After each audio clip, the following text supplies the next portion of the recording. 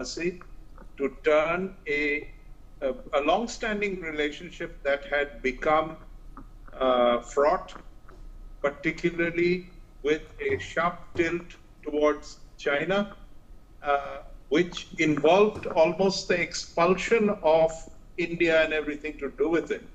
Now, in the term of this very president, in the 1.5 years that the ambassador mentioned, he has had a change of heart quite quickly and has decided that he needs the cooperation of India because we are only a few nautical miles away and have always come to the rescue of the Maldives.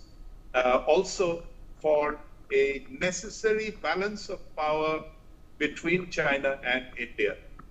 India, in the meantime, has moved quite determinedly, one, to build better bridges with Mauritius, two, to build a base in Lakshadweep, three, to demonstrate our economic clout by motivating Indians to stop going to the Maldives and go elsewhere, particularly within the country or to the Far East. Now, all of this put together has worked very well. And if you look at Sri Lanka, it was a similar situation. They tilted too far towards China and have now moderated. I expect in due course, if all things go well, similar things will happen in Nepal. I cannot speak for Bangladesh, however, but this much is clear that this is a diplomatic victory, and on the part of the Maldivian government, they have been very sensible to try and balance their relationships, particularly with India and China. Okay. Mithali, bringing you into the conversation as well, then I want to understand from your perspective, what do you think has prompted this need for a reset? Because a lot of people are calling this particular visit of the Prime Minister to the Maldives as a reset in our relations. But we can't keep aside the fact, or we can't brush under the carpet the fact that the person our Prime Minister is expected to meet was a person who came on a very clear India out campaign. Has there then been a realization that you can't just have India out? And has that realization come in less than 2 years? So absolutely, first of all, Devika, thank you for having me on the show. I think there are a number of geopolitical factors, but also economic factors that are motivating the play that is happening in Maldives today. The first important message is around India and China relations, which are improving in the background of what is happening with President Trump and with the US. Because if we look at the announcement that came in from China a few weeks ago, India has actually been included in the list of countries, that will get not visa free, but will get easier visas now. It's not in the top list of visa free countries, but it's still one country where, travelers can go and now transit. India then also announced a similar policy just last week, where we said now the Chinese can come back to India after 2020. The ban has been lifted and Chinese can actually travel to India as tourists. Now, in this geopolitical and changing geopolitical context, we've also managed to secure a very strong trade deal with the UK.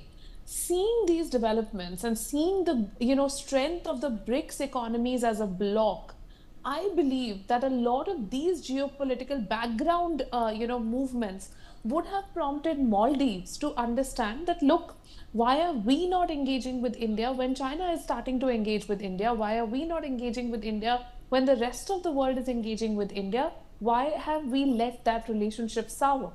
So, these are very important geopolitical contexts. And number two is, of course, the strength of the Indian consumer. Like Gautam recently, very rightly said, the Prime Minister is the top influencer of our country. If Prime Minister Modi issues a statement that we should not be favoring a nation like Maldives for whatever reason, our people will stop going. And that has had a massive hit on the tourist economy of this blue island nation. So it's very critical for their growth that the Indian tourists should come back. Maldives is part of South Asia. At the end of the day, a number of initiatives around connecting South Asia, Maldives is a part of those forums. I've actually interacted with a number of officials from there, and they love India, actually. For many years, they have loved India. So it just, I think the reset of ties was a matter of time, and that time has come. And the geopolitical, developments that are taking place in a wider landscape have made it favorable for Maldives to come back and to, engage with us and to understand that, it's better for us to work together than to work separately. Okay. Ambassador Goyal, what is it that India then needs to focus on as far as this particular reset is concerned? You said that we must take it very seriously and work very hard. Of course, we've been continuing our support to Maldives through thick and thin, as even if it's about aid in terms of natural disasters or continuing our investments in certain projects. So India has really made it clear that despite government changes, we will continue to support your development and your economy. But what is it that we need to do to ensure that somewhere the political landscape of Maldives does not determine the future of India-Maldives relations going ahead? $1 million question, Devika. See, as it happened in the case of Muizu, and the fact is that depending upon who, after all, these are elections, and we cannot beforehand, like in the case of the USA, we didn't know that we will have to deal with an unpredictable person like Trump as the president of the United States, who will say one day that he wants to impose 100% tariff on China, and the second day he's comfortable having a deal with China, or who is as tough with the allies as he is actually not that tough, and he's really soft on the countries we thought were not the allies.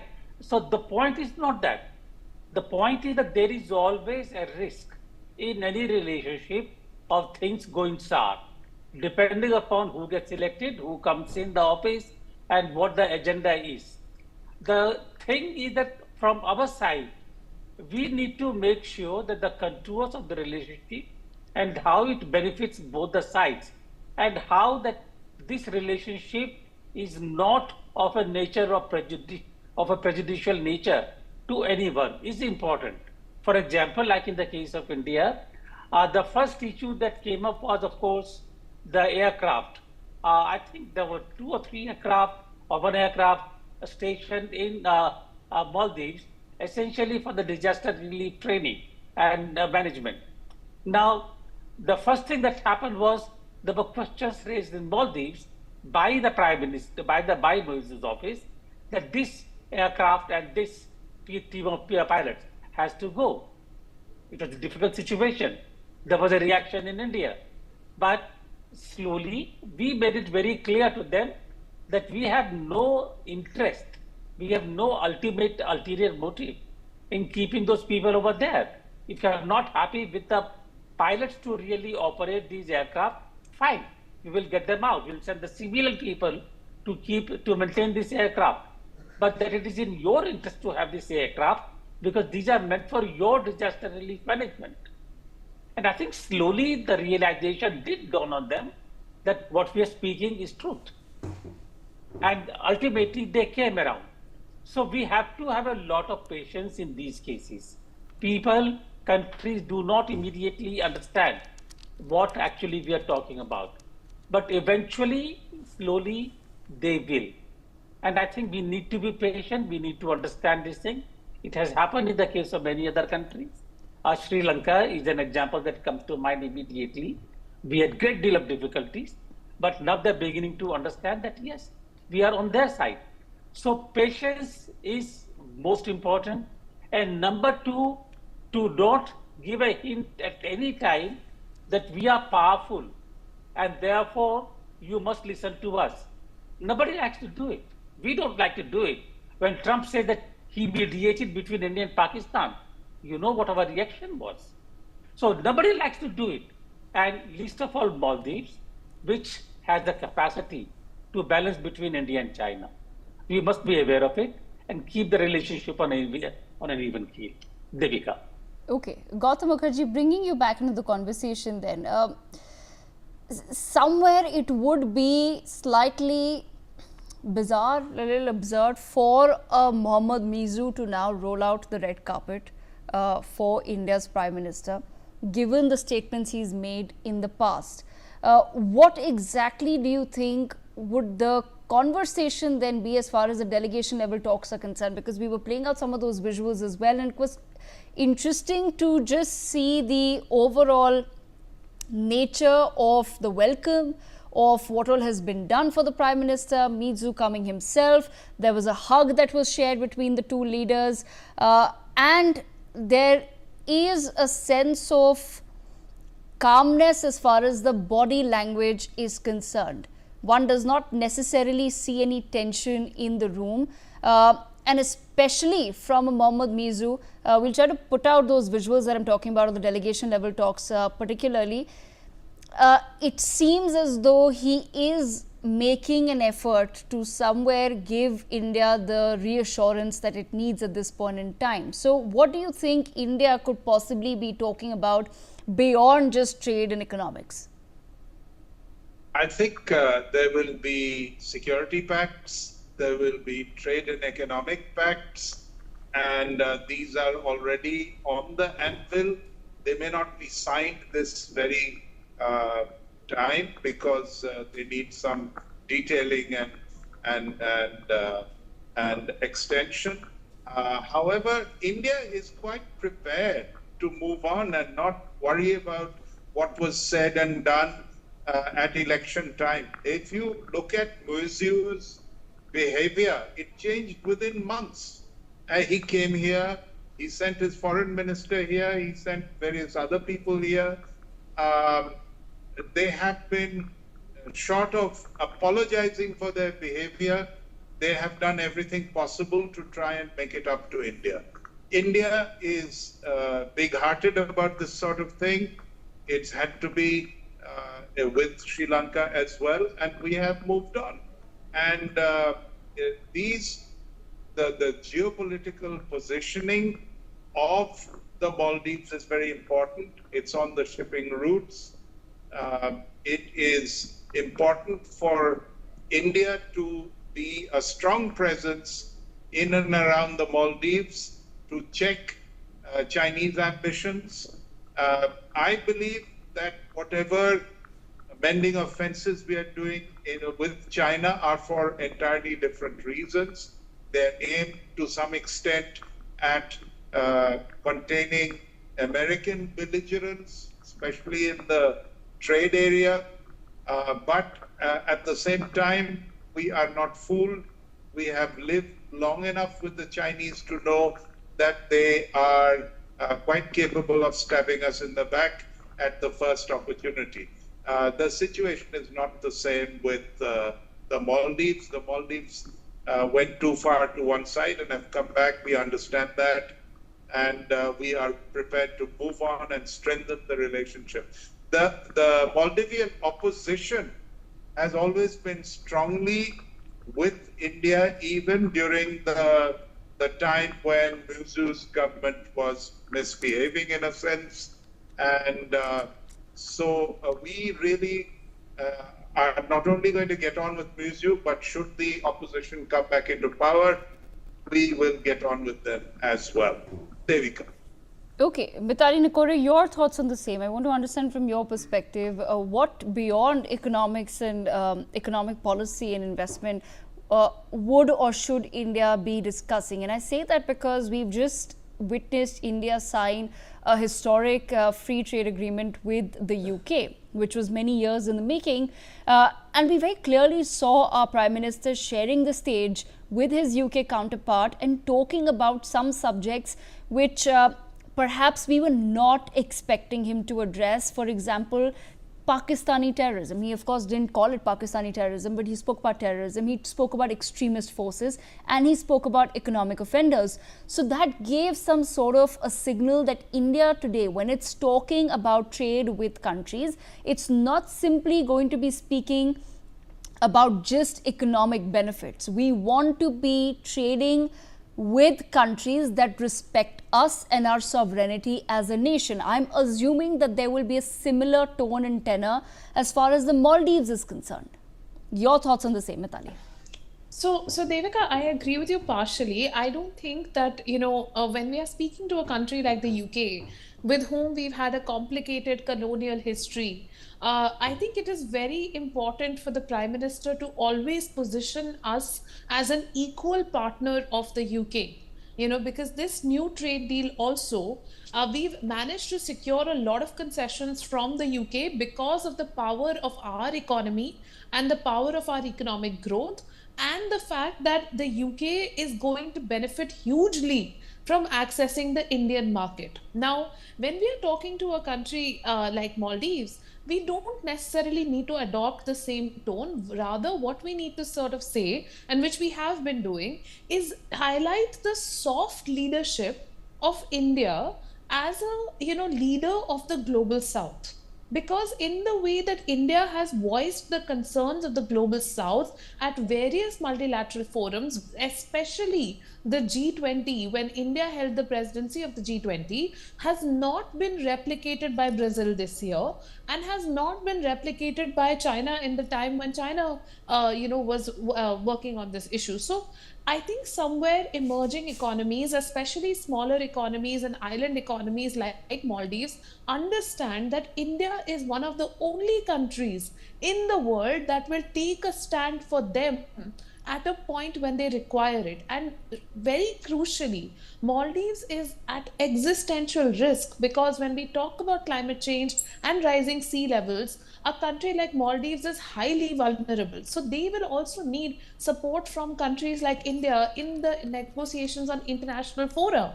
So I do think that, the support, and like you said, aside from the economy, two very important points for a country like Maldives to engage with India is really around, will India stand for me at international forums when I need it? And will they stand for me, especially in a situation of, climate change, because the US is literally at this point withdrawing a lot of funding for climate change, activities. So I think these are very crucial areas where we can contribute for the Maldives. Okay, all right. I'm being told that we are being joined by Mr. Abdulla Shahid, who's the former foreign minister of Maldives. Mr. Abdulla Shahid, welcome to NewsX, sir.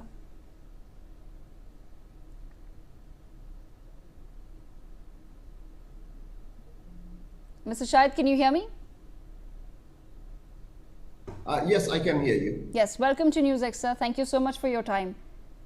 Thank you very much indeed. A great pleasure.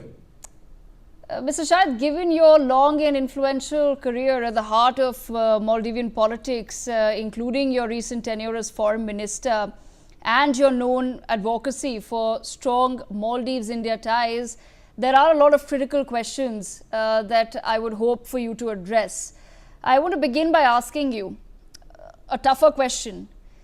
There was an India Out campaign which was significant and for many people deeply concerning chapter in Maldives-India relations. As someone who has consistently championed friendship with India, how personally challenging was it for you to witness that level of what we can call public animosity? Thank you very much indeed. A very historic day here in the Maldives. Welcoming the Prime Minister, Sri Modi ji, to our shores after the diplomatic lull that we have had because of the unnecessary narrative that the current administration has promoted during the run-up to the elections and during the last 2 years.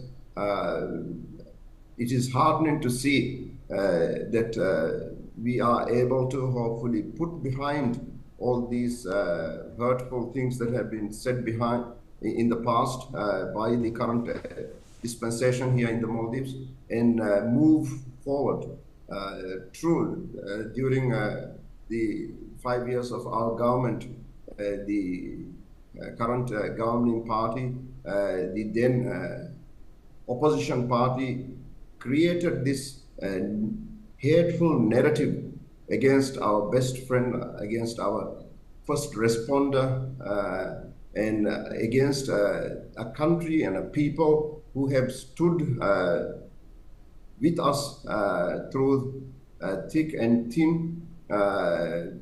It was hurtful.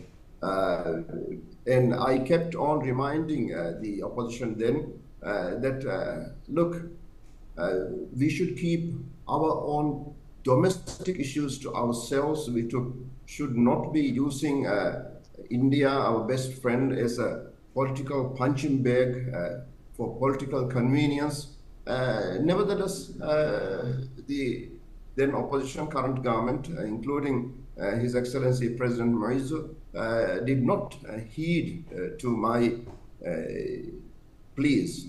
I urged them to use restraint.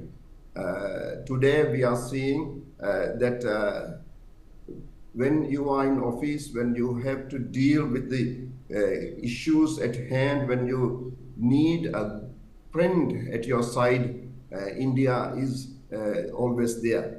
And the magnanimity with which Prime Minister Modi and the Indian government had dealt with this government, the government of Maldives, is outstanding. The maturity with which Indian Prime Minister and the diplomats had weathered the last 2 years is outstanding. I recall fondly how my dear friend EM Dr. Jayashankar reacted to some of the media questions regarding the then escalating tension between our two countries.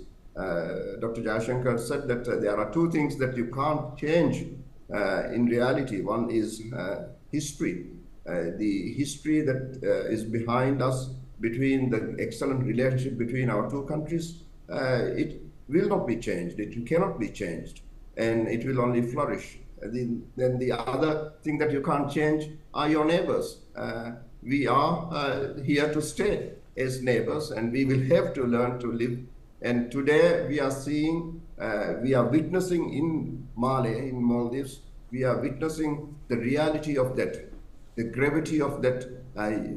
Yes. We have to live together, and we have to look at history, and we have to appreciate with gratitude how India has always been the first responder, be it 1988 mercenary attack, the terrorist attack in the Maldives, be it the 2004 tsunami, be it the 2017 Male water crisis, or be it the most recent, the COVID-19 pandemic. India was the first responder. India was the most generous partner, and these are just some of the instances where we have seen how generous India has been. Mr. Shahid, I have to understand from you, Prime Minister Modi's visit, as you've also just said, is being hailed as a quote-unquote reset. Now, while symbolism is important, what tangible, concrete commitments or breakthroughs can truly be achieved behind closed doors that can assure India that Maldives is now firmly committed to its, or rather to one of its India First policy? Well, today the symbolism is very important, and for Maldivian general public, we are trying to understand how Moizu has made a U-turn, complete U-turn. Maldivians remember him standing at the Republican Square when he took office and addressed the Maldivian national flag there, that we will not be, our sovereignty cannot be violated, referring to India, run up to the elections, accusing India that you have over 2,000 Indian military personnel in the Maldives, accusing that the UTF Coast Guard harbor is being built as a Indian naval base.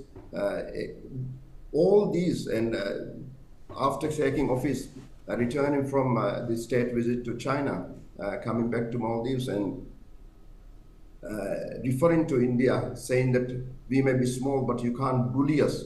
All these narratives, hate that has been pushed here in the Maldives, the people remember that. The people are trying to come to terms how Dr. Moizu has made a U-turn, but people are also today asking, is he going to keep to his word? Because here Yes. in Maldives today, President Moizu is seen as a person who pledges and who does not honor his commitments.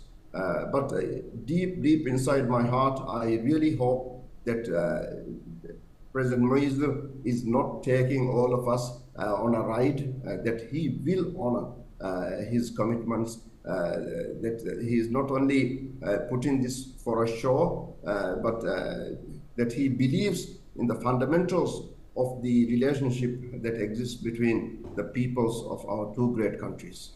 Okay, I also have to ask you then, Mr. Shahid, there must be certain circumstances within Maldives that allowed the current establishment, political establishment and administration to maybe capitalize on and therefore push the India Out campaign. Keeping that in mind, I want to understand from you, there is significant developmental footprint that India has in the Maldives, including major infrastructure projects. How does the Maldives then want to ensure that these projects serve long-term national interests without creating any undue dependency that could in the future lead to the sort of rhetoric that we've seen, or the sort of narrative we've seen in the past 2 years? Well, thank you. It's a narrative that has been developed to create hate. It is how you present and how the entire issue is put on perspective. We are celebrating 60 years of independence tomorrow, but tomorrow also we are celebrating 60 years of diplomatic relations with India. And during the last 60 years, one of the major areas where we have benefited from India is not infrastructure projects, it is human resource development. We have every walk of life you see in the Maldives. We have thousands of people who have benefited from Indian institutions, Indian generosity on human resource development. Even during the last 5 years of our government, if we take it just for example, we had close to 5,000 Maldivians who had got short and long-term training. We have military personnel, we have police personnel, we have intelligence personnel who have benefited from your great institutions.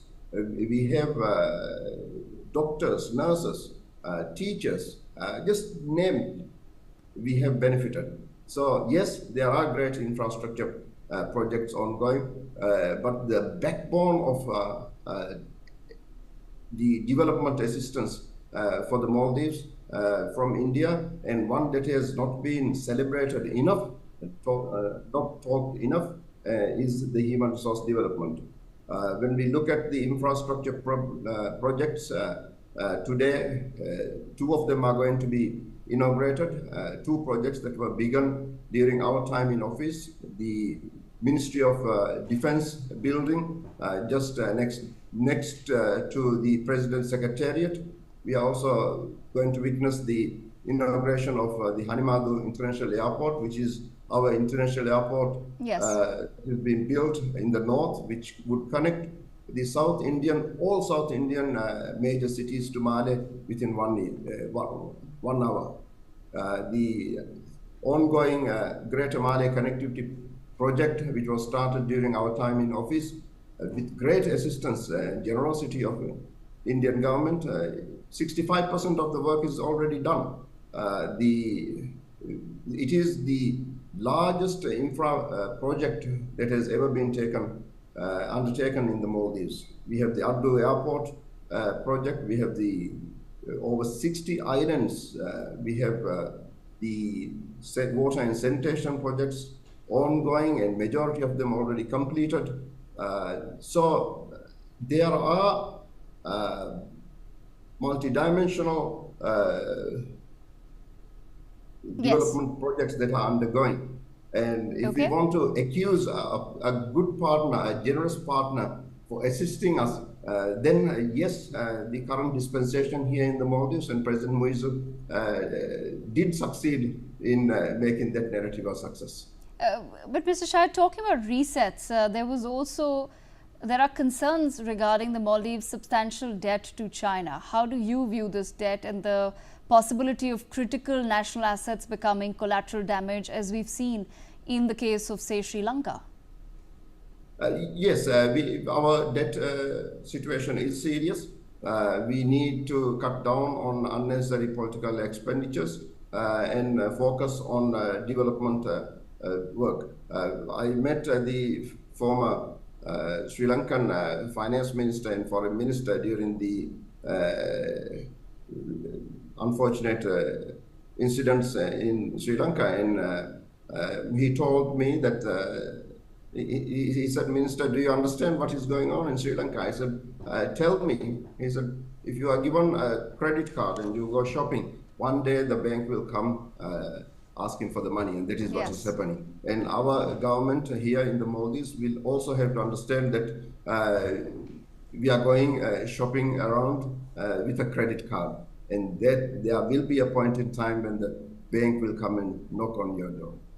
Mr. Shahid, I also then want to understand from your perspective. So the Maldives is strategically located in the Indian Ocean. The current government, as I've just mentioned, has deepened ties with other nations, notably China. How does the Maldives then intend to balance the diverse relationships without inadvertently becoming a pawn in a larger power play that we do see taking place in the Indian Ocean region? Well, the strategic location of the Maldives can never be overstated. We are here to stay, and we have been given the honorable role of being the gatekeeper or the keeper of the Indian Ocean. We are regarded as the heart of the Indian Ocean. And for us, for the heart to function well, we need peace, stability, and prosperity. And for the Maldives to be peaceful, for the Maldives to be stable, for the Maldives to be prosperous, we need the Indian Ocean to be prosperous. We need the Indian Ocean to be stable and peaceful. And that can only be achieved if the littoral states of the Indian Ocean work together. And that is why when we were in government, we had such an outstanding relationship with India and our neighbors, making sure that we do not need foreign conflicts to be brought into our great Indian Ocean. Yes. We will, for us, for the Maldives, it is important that we make sure we work together with our friends in the Indian Ocean to make it peaceful. Let us not make Indian Ocean be a playground for foreign conflicts. Ms. Abdulla, before I let you go, sir, I want to understand from you another important aspect. The recent tensions did impact people-to-people ties, particularly Indian tourism. What specific steps should the Maldivian government take in order to genuinely rebuild that trust and confidence amongst Indian tourists? So what would be your message to Indians who are watching this conversation? Well, Maldives is blessed. We are just 1 hour from the world's 5th largest economy, an economy which has reached close to 4 trillion US dollars. Its GDP is close to 4 trillion US dollars. And an outstanding middle class is there in India, and a population which loves to travel. And here in the Maldives, we have the best beaches in the world, best underwater scenery, and the best environment you could ever dream of. And it was most unfortunate that 3 junior ministers went on that narrative and try to attack not only the Indian leadership, but Sri Modi ji himself. And these are chapters we need to close, and we need to focus to the future. Why we built Hanimado International Airport in the north is to attract Indian tourists. We recall with grateful appreciation how India provided us with the bubble travel arrangement during COVID-19 pandemic. There was a point in time we had more Bollywood stars in Maldives than in Bollywood during the COVID-19 pandemic. That is how excellent our tourism industry was benefiting from the Indian travelers. My appeal to Indian travelers today, please come. We welcome you. Our shores are open for you, and let us hope that the Prime Minister's visit resets the entire relationship between us, and that we are able to actually close that chapter and move ahead. All right, absolutely. Ms. Abdulla Shahid, thank you so much for taking out the time to speak to NewsX. Appreciate you addressing some tough questions that were put across and answering them with, of course, a lot of honesty, but at the same time with your appeal to the viewers in India who are also watching. Hopefully the message does get across. Thank you so much once again, Ms. Abdulla Shahid, former Foreign Minister of Maldives, for joining us on NewsX. With that, I wish to introduce some of our other guests as well. Ambassador Yogesh Gupta with me on the broadcast, Major General Rajan Kochhar, Dr. Sharad Kohli and Adat Kothari as well. Let me begin with Ambassador Yogesh Gupta. Ambassador Gupta, you did have a moment to hear what Abdulla Shahid, former Foreign Minister of Maldives, had to say. I want to understand from your perspective, sir, as far as a reset now with Maldives is concerned, what would that entail?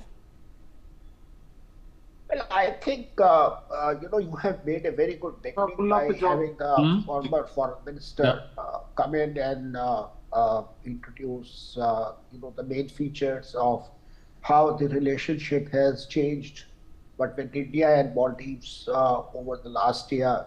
And I think the President Moizu has realized that India is a study partner. India is a partner who is available when there is a problem in Maldives or in other neighboring countries. And he can't substitute India with China. I mean, they may have whatever relations they want to have with China, but they can't substitute India with China or with any other country. And I think with that realization, I think the ground is set for the relationship to sort of revert to more normal. I hope that the current regime in Maldives will be sensitive to India's security concerns in particular, and will not allow China to use that country or its land or its waters in any way to do things against India's interest, because that is something that India will not accept. But leaving that aside, I think the situation is changing. The visit of Prime Minister Modi conveys very clearly that India is willing to sort of let the bygones be bygones and establish a new relationship. I'm sure Prime Minister Modi's visit will lead to India extending a helping hand to whatever problems Maldives is having, whether it is financial or it is other problems relating to economic development. I'm sure those issues will be spelled out very soon. Absolutely. Let me bring in Major Rajan Kochhar into the conversation as well. Major Rajan Kochhar, one of the reasons why India did have a close eye on developments in the Maldives was because of the island's critical location in the Indian Ocean region. How do you think going ahead India will be addressing those concerns? Because there clearly was some sort of grievances or some sort of narrative that was built successfully in the Maldives for the current administration to come to power on a quote-unquote India out campaign. So how do we now navigate this very delicate relationship? Because while we may say that Maldives needs India surely as far as economics are concerned, we too need to maintain a very balanced and clear relationship, as I've said, because of the location of the island nation. Your thoughts on the same? Thank you, Devika. Very, very rightly brought out by you, because the strategic location of Maldives is extremely important to us. And major sea routes of the Indian Ocean are passing through it. Almost 50% of the traffic moves along these routes, and it's hardly 70 nautical miles away from our nearest southernmost islands. So I think it's a very, very strategic location, and we have to invest in this relationship.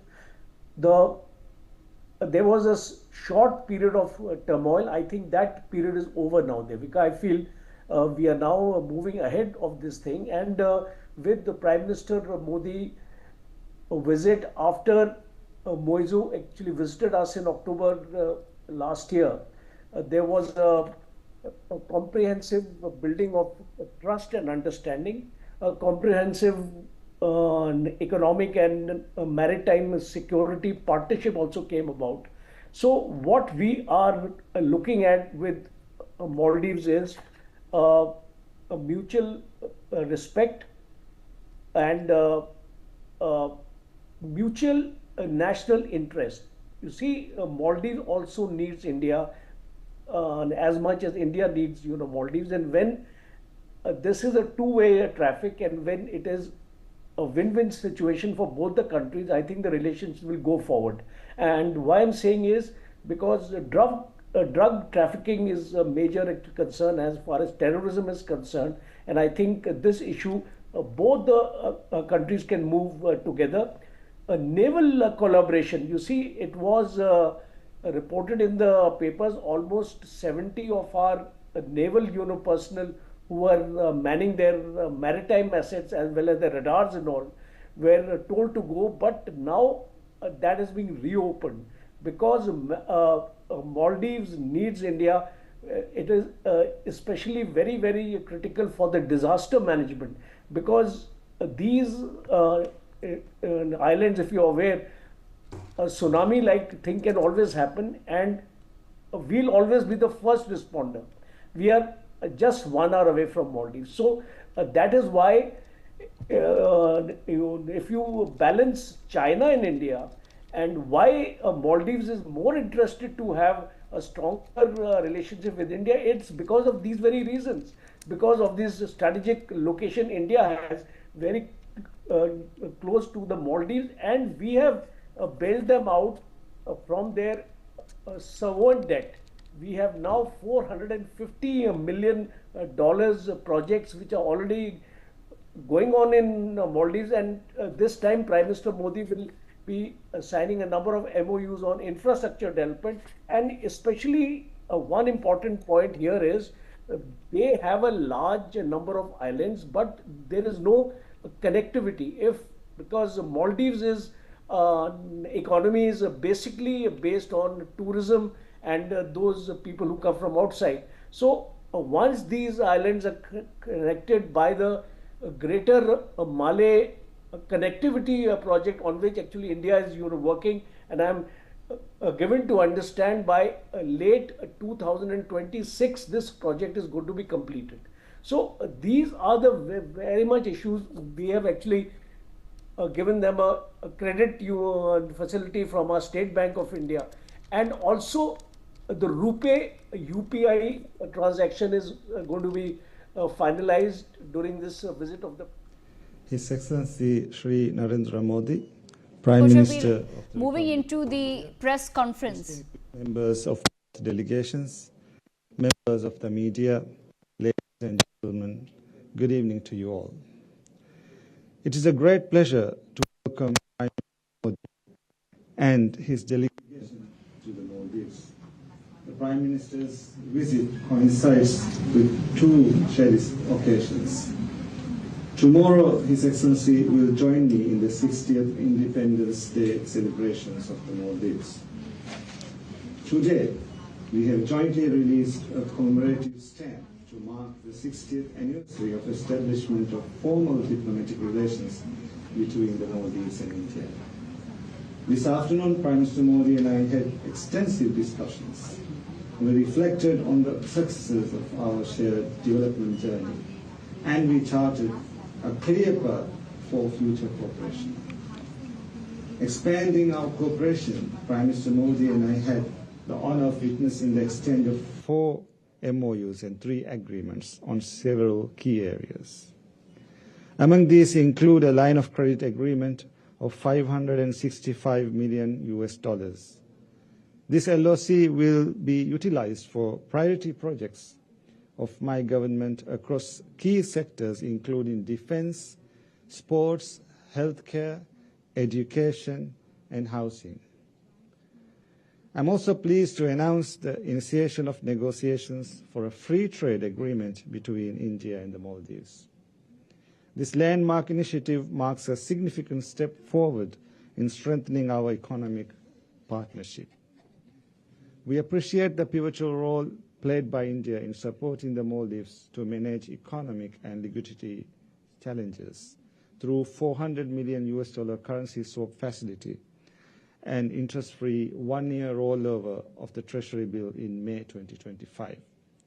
India's continued assistance to the Maldives through the export of essential commodities is a key facet of our bilateral cooperation under the long-standing trade agreement. Today, we inaugurated a key project funded under the India's line of credit assistance, Adu Roads project. Prime Minister and I reviewed the progress of ongoing line of credit projects and high-impact community development projects. Our flagship Greater Malay Connectivity Project, once completed, will stand as a lasting symbol of enduring partnership between the Maldives and India. Later today, Prime Minister and I will be inaugurating Dosimena building, developed with Indian grant assistance. This assistance is a testament to this partnership. I express my sincere appreciation to India for the provision of 72 vehicles to the Maldives National Defense Force. The handover of the remaining 3,300 housing flats from the 4,000 housing units project marks a major step forward in my government's policy in addressing housing needs across the Maldives. I thank the government of India for its role as the Maldives' principal partner in the health sector. The donation of medical cubes is a critical asset for a geographically dispersed nation like the Maldives. India remains a key source market for Maldivian tourism. We discussed ways to expand this vital sector through enhanced cooperation and connectivity, including commencement of direct flights to further enhance this connectivity. On environmental cooperation, we explored opportunities for technical support and capacity building in waste management, biodiversity conservation, renewable energy, and water and sanitation. The Maldives will extend its full support for India as the host of COP33. We confidently recognize India's capability to lead global efforts towards a successful and impactful outcome. Our people-to-people connections have long been the foundation of the relationship between the Maldives and India. Through cultural exchanges, tourism, education, and familial bonds, we continue to strengthen mutual understanding and goodwill between our nations. Looking ahead, we are fully committed to further strengthen our cooperation with India across a broad range of sectors through exchange of high-level visits. Prime Minister Modi, I once again thank you for your commitment to enhancing the close ties between the Maldives and India. I wish both our nations continued growth, prosperity and harmony. Thank you.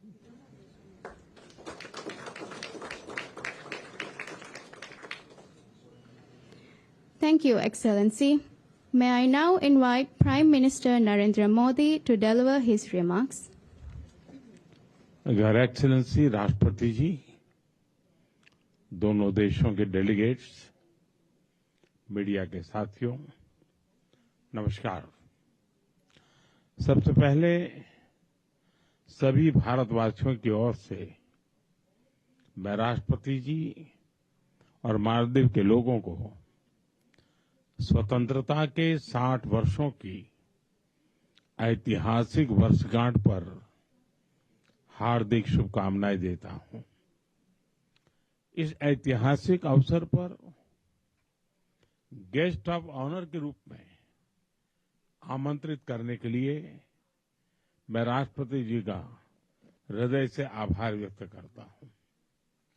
इस साल भारत और मालदीव अपने राजनयिक संबंधों के भी 60 साल मना रहे हैं, परंतु हमारे संबंधों की जड़ें इतिहास से भी पुरानी है और समुद्र जितनी गहरी है। आज जारी किया गया डाक टिकट, जिसमें दोनों देशों की पारंपरिक नौकाएं हैं, दर्शाता है कि हम केवल पड़ोसी नहीं हैं, सहयात्री भी हैं। फ्रेंड्स, भारत मालदीव का सबसे करीबी पड़ोसी है।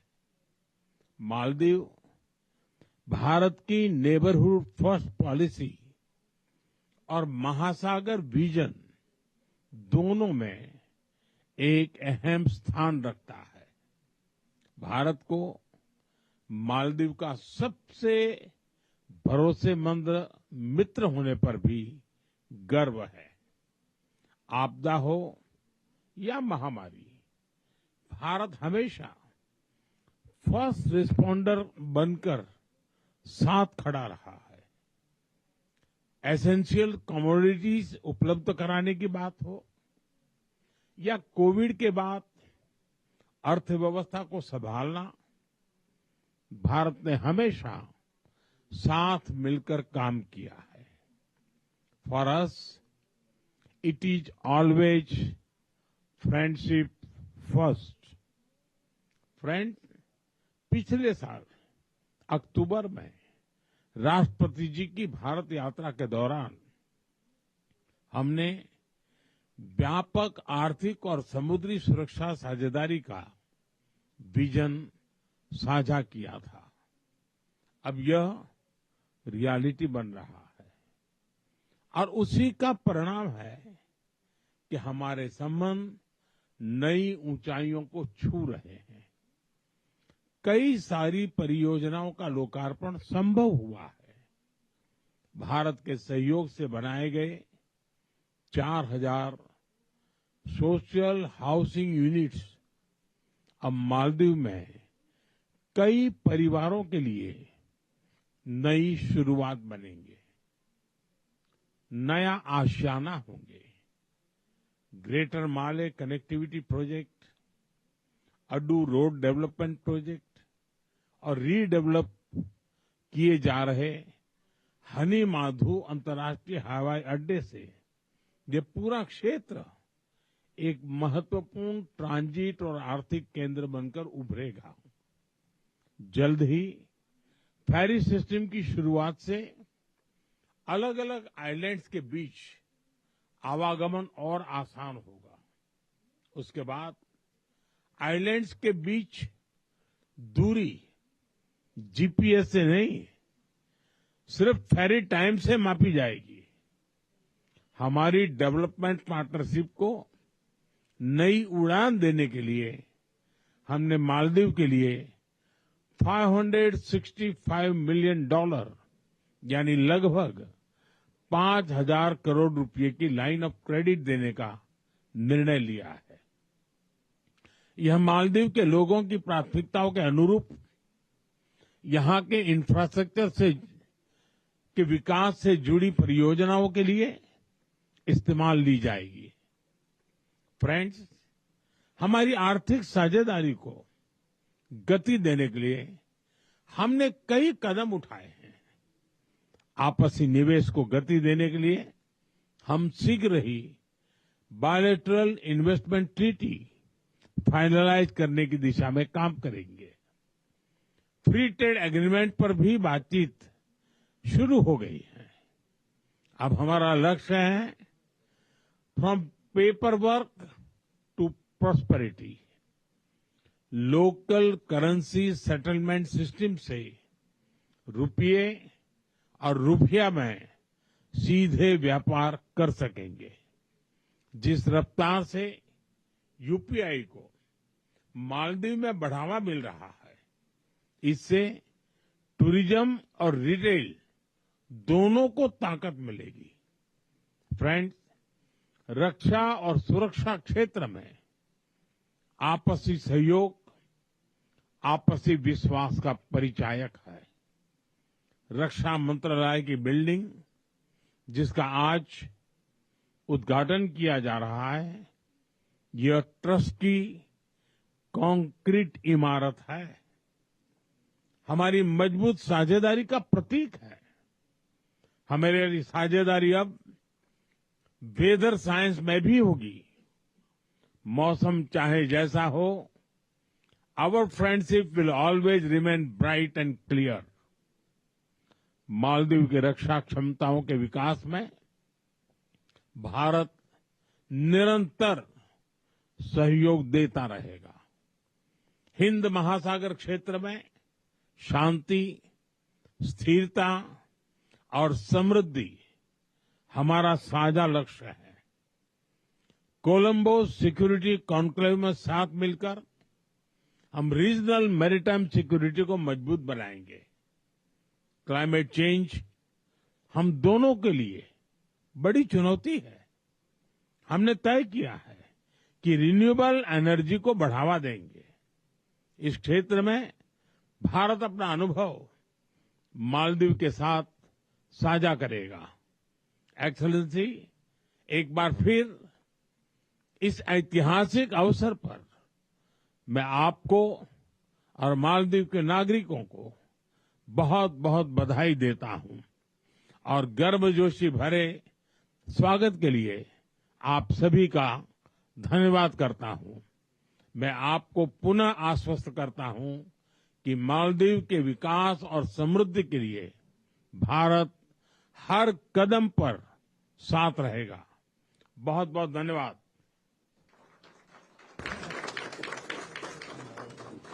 Thank you, Excellency.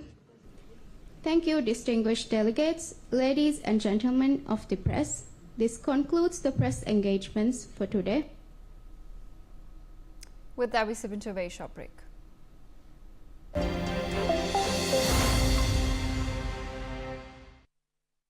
Testo soya chaap, taste means Tasto. अब स्वाद और सेहत एक साथ। नॉन फ्रोजन, नो प्रिजर्वेटिव्स, शुद्ध सोया से बना, प्रोटीन से भरपूर, सेहत का नया स्वाद। Soya chaap, the ultimate source of protein, a packet of happiness. Tasto soya chaap.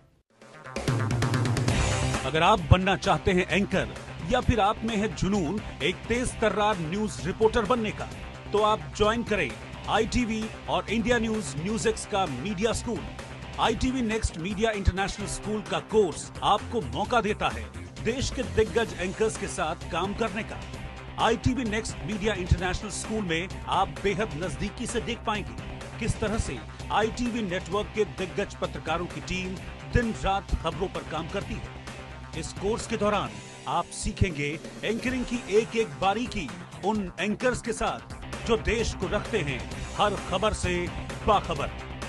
ITV next media international school का ये कोर्स आपके एंकरिंग स्किल्स को करेगा इतना सशक्त, मजबूत, जिससे आप बनेंगे पत्रकारिता की दुनिया का वो चमकता चेहरा जो दुनिया देखेगी और पसंद करेगी।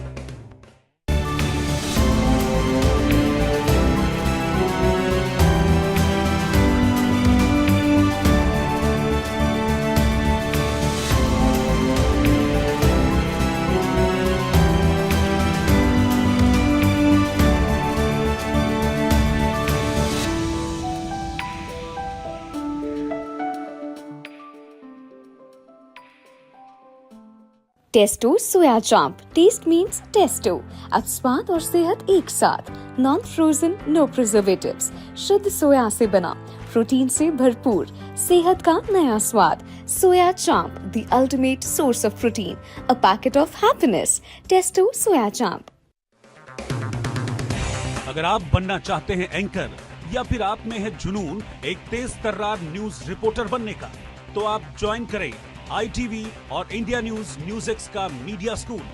ITV next media international school का कोर्स आपको मौका देता है देश के दिग्गज एंकर्स के साथ काम करने का।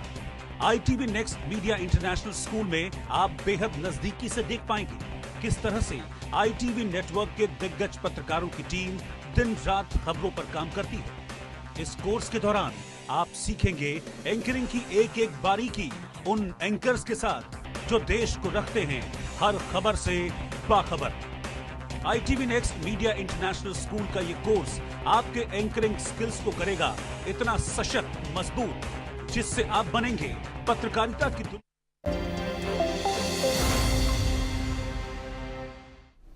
Hello and welcome. You're watching NewsX with me, Devika Devan.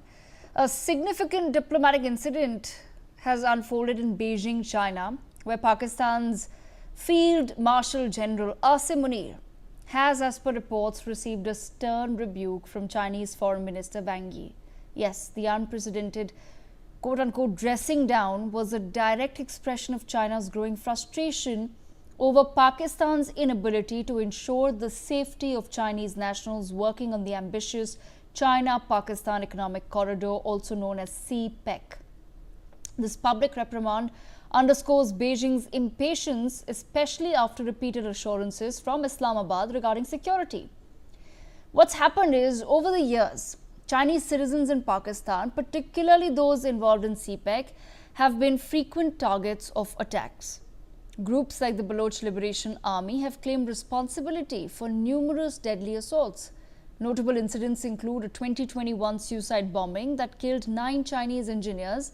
There have been attacks on convoys and a 2022 suicide bombing at the Confucius Institute of the University of Karachi, which resulted in the deaths of 3 Chinese instructors. More recently, in 2024, there were multiple bombings, including one in March that killed 5 Chinese workers and another one in October near Karachi airport, claiming the lives of 2 Chinese engineers. These escalating attacks highlight the persistent security challenges Pakistan faces from various militant and separatist groups. But these security risks have also caused significant concern in Beijing. China has expressed its dissatisfaction with the security loopholes and has even hinted at deploying private security firms if Pakistan cannot guarantee safety. These attacks not only disrupt project timelines and operations, but also erode trust, of course, compelling China to reassess its investment and the overall security environment in Pakistan. The message from Beijing to Islamabad is clear: without a safe and sound environment, the full potential of a distant dream of CPEC remains constrained. But why is CPEC important? Well, CPEC is a cornerstone of China's Belt and Road Initiative. It provides China with a direct overland route to the Arabian Sea, bypassing the Strait of Malacca and enhancing its energy security by diversifying trade routes. CPEC would also strengthen China's geopolitical influence in South Asia and beyond, connecting its western regions to the global economy and fostering deeper strategic ties. China has committed a substantial amount to CPEC projects in Pakistan, with initial estimates ranging from $46 billion to $62 billion, and some sources mention up to $65 billion worth of projects. As of July 2023, Beijing stated that CPEC had attracted $25.4 billion in direct investment over 10 years. By December 2024, approximately 43 projects worth $24.7 billion had been completed, with an additional 8 projects valued at $759.6 million currently ongoing. That's a substantial amount of money, because the truth is, many of these projects are facing significant delays. They're being stalled or are moving at a much slower pace than China had anticipated or had dreamed of. And these challenges are clearly being attributed to Pakistan's political instability, to its own financial crisis, and persistent security concerns. For example, there's a crucial mainline ML1 railway upgrade project valued at $8.2 billion, which has not even started construction as of early 2023, despite funding being secured for it. There are several of the proposed special economic zones which are pending. Only 4 are currently under construction and 5 are yet to be launched. The Pakistan-China Friendship Hospital in Gwadar and the Suki Kinari Hydro project has also been stalled. And worst of all, overall job creation targets under CPEC have also fallen short of initial promises. So there are many reasons for China to now be upset with its all-weather ally Pakistan. But what does this mean for the future of CPEC, and what does this mean truly for the future of China-Pakistan relations? We take that conversation forward. With me on the broadcast, Ambassador Pradeep Kapoor. We are with us Major Sudhakar ji. We also have with us Dr. Professor Prachi Agarwal and Sumit Peer with me as well. Let me begin this conversation with Ambassador Pradeep Kapoor. Ambassador Kapoor, in your reading, sir, how patient will China be with a country like Pakistan, given that Pakistan has not been able to deliver on political stability and financial security for, say, at least the better part of the last decade, if not more? Thank you, Devika, for inviting me for this discussion. Pakistan, and if we have to look at it objectively, what does Pakistan represent as a country, as a society, as a member of the Committee of Nations? It is a very difficult entity to deal with for any organization. It is like a bottomless well. Even if it was only a bottomless well, it would not have been so difficult to deal with. It is also a very, very negative energy country, in the sense that it is the epicenter of terrorism. And, in your earlier discussions also on NewsX, I've been mentioning that, our good luck to China if it is to keep on sinking money into a country like Pakistan, because the ROI on a country like that is going to be not just very low, it's going to be very, very negative. And it'll only increase, the negativity will only increase in the long term. So for China to keep on investing has been a very difficult situation. It is not something like, in Xinjiang, they have been able to, install concentration camps, put the Muslims there, and mistreat them, and do anything that they wanted, brainwash them, change their entire cultural context, change their upbringing, keep the children away from their parents. So all that they have been able to achieve in Xinjiang, because there is no interruption or disruption to their efforts.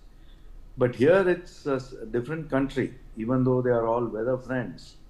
But in spite of being all weather friends, the amount of difficulties that they continue to face is very enormous. The amount money has been sunk in. What will be the returns, one doesn't know. The Pakistani society is up in arms against the military. There's we have different factions there. So you have continuous infighting going on also. Plus separatist movements for liberation of their country, like Balochistan, etc. So for China to be able to achieve anything is not going to be easy. Pakistan is going to be trying to, like even in this visit of Asim Munir to Beijing, he has said that they will put hard security for Chinese nationals and for Chinese projects. Now, to what extent it will succeed, because there are too many distractions that they have. Their own corruption, for example, the army's corruption is a very big issue. The aspect of, the Baluchis and the other independence movements in different parts of Pakistan is another big distraction for them. So how they are going to cope with all that in an army which is going to be more and more thinly stretched? And then you have the, the Tariq-e-Pakistan, the party which has got a lot of majority votes but were not allowed to come into power because of vote rigging. So Imran Khan is in jail. There are a lot of youth who are his followers. They are very good on the social media. They have created quite a base, not just within Pakistan, but within the Pakistani diaspora all over the world. So I think the challenges which China is going to face in Pakistan are only going to continue, and it's unlikely that they will decrease. If at all, they will increase over the next few years. Thank you, Devika.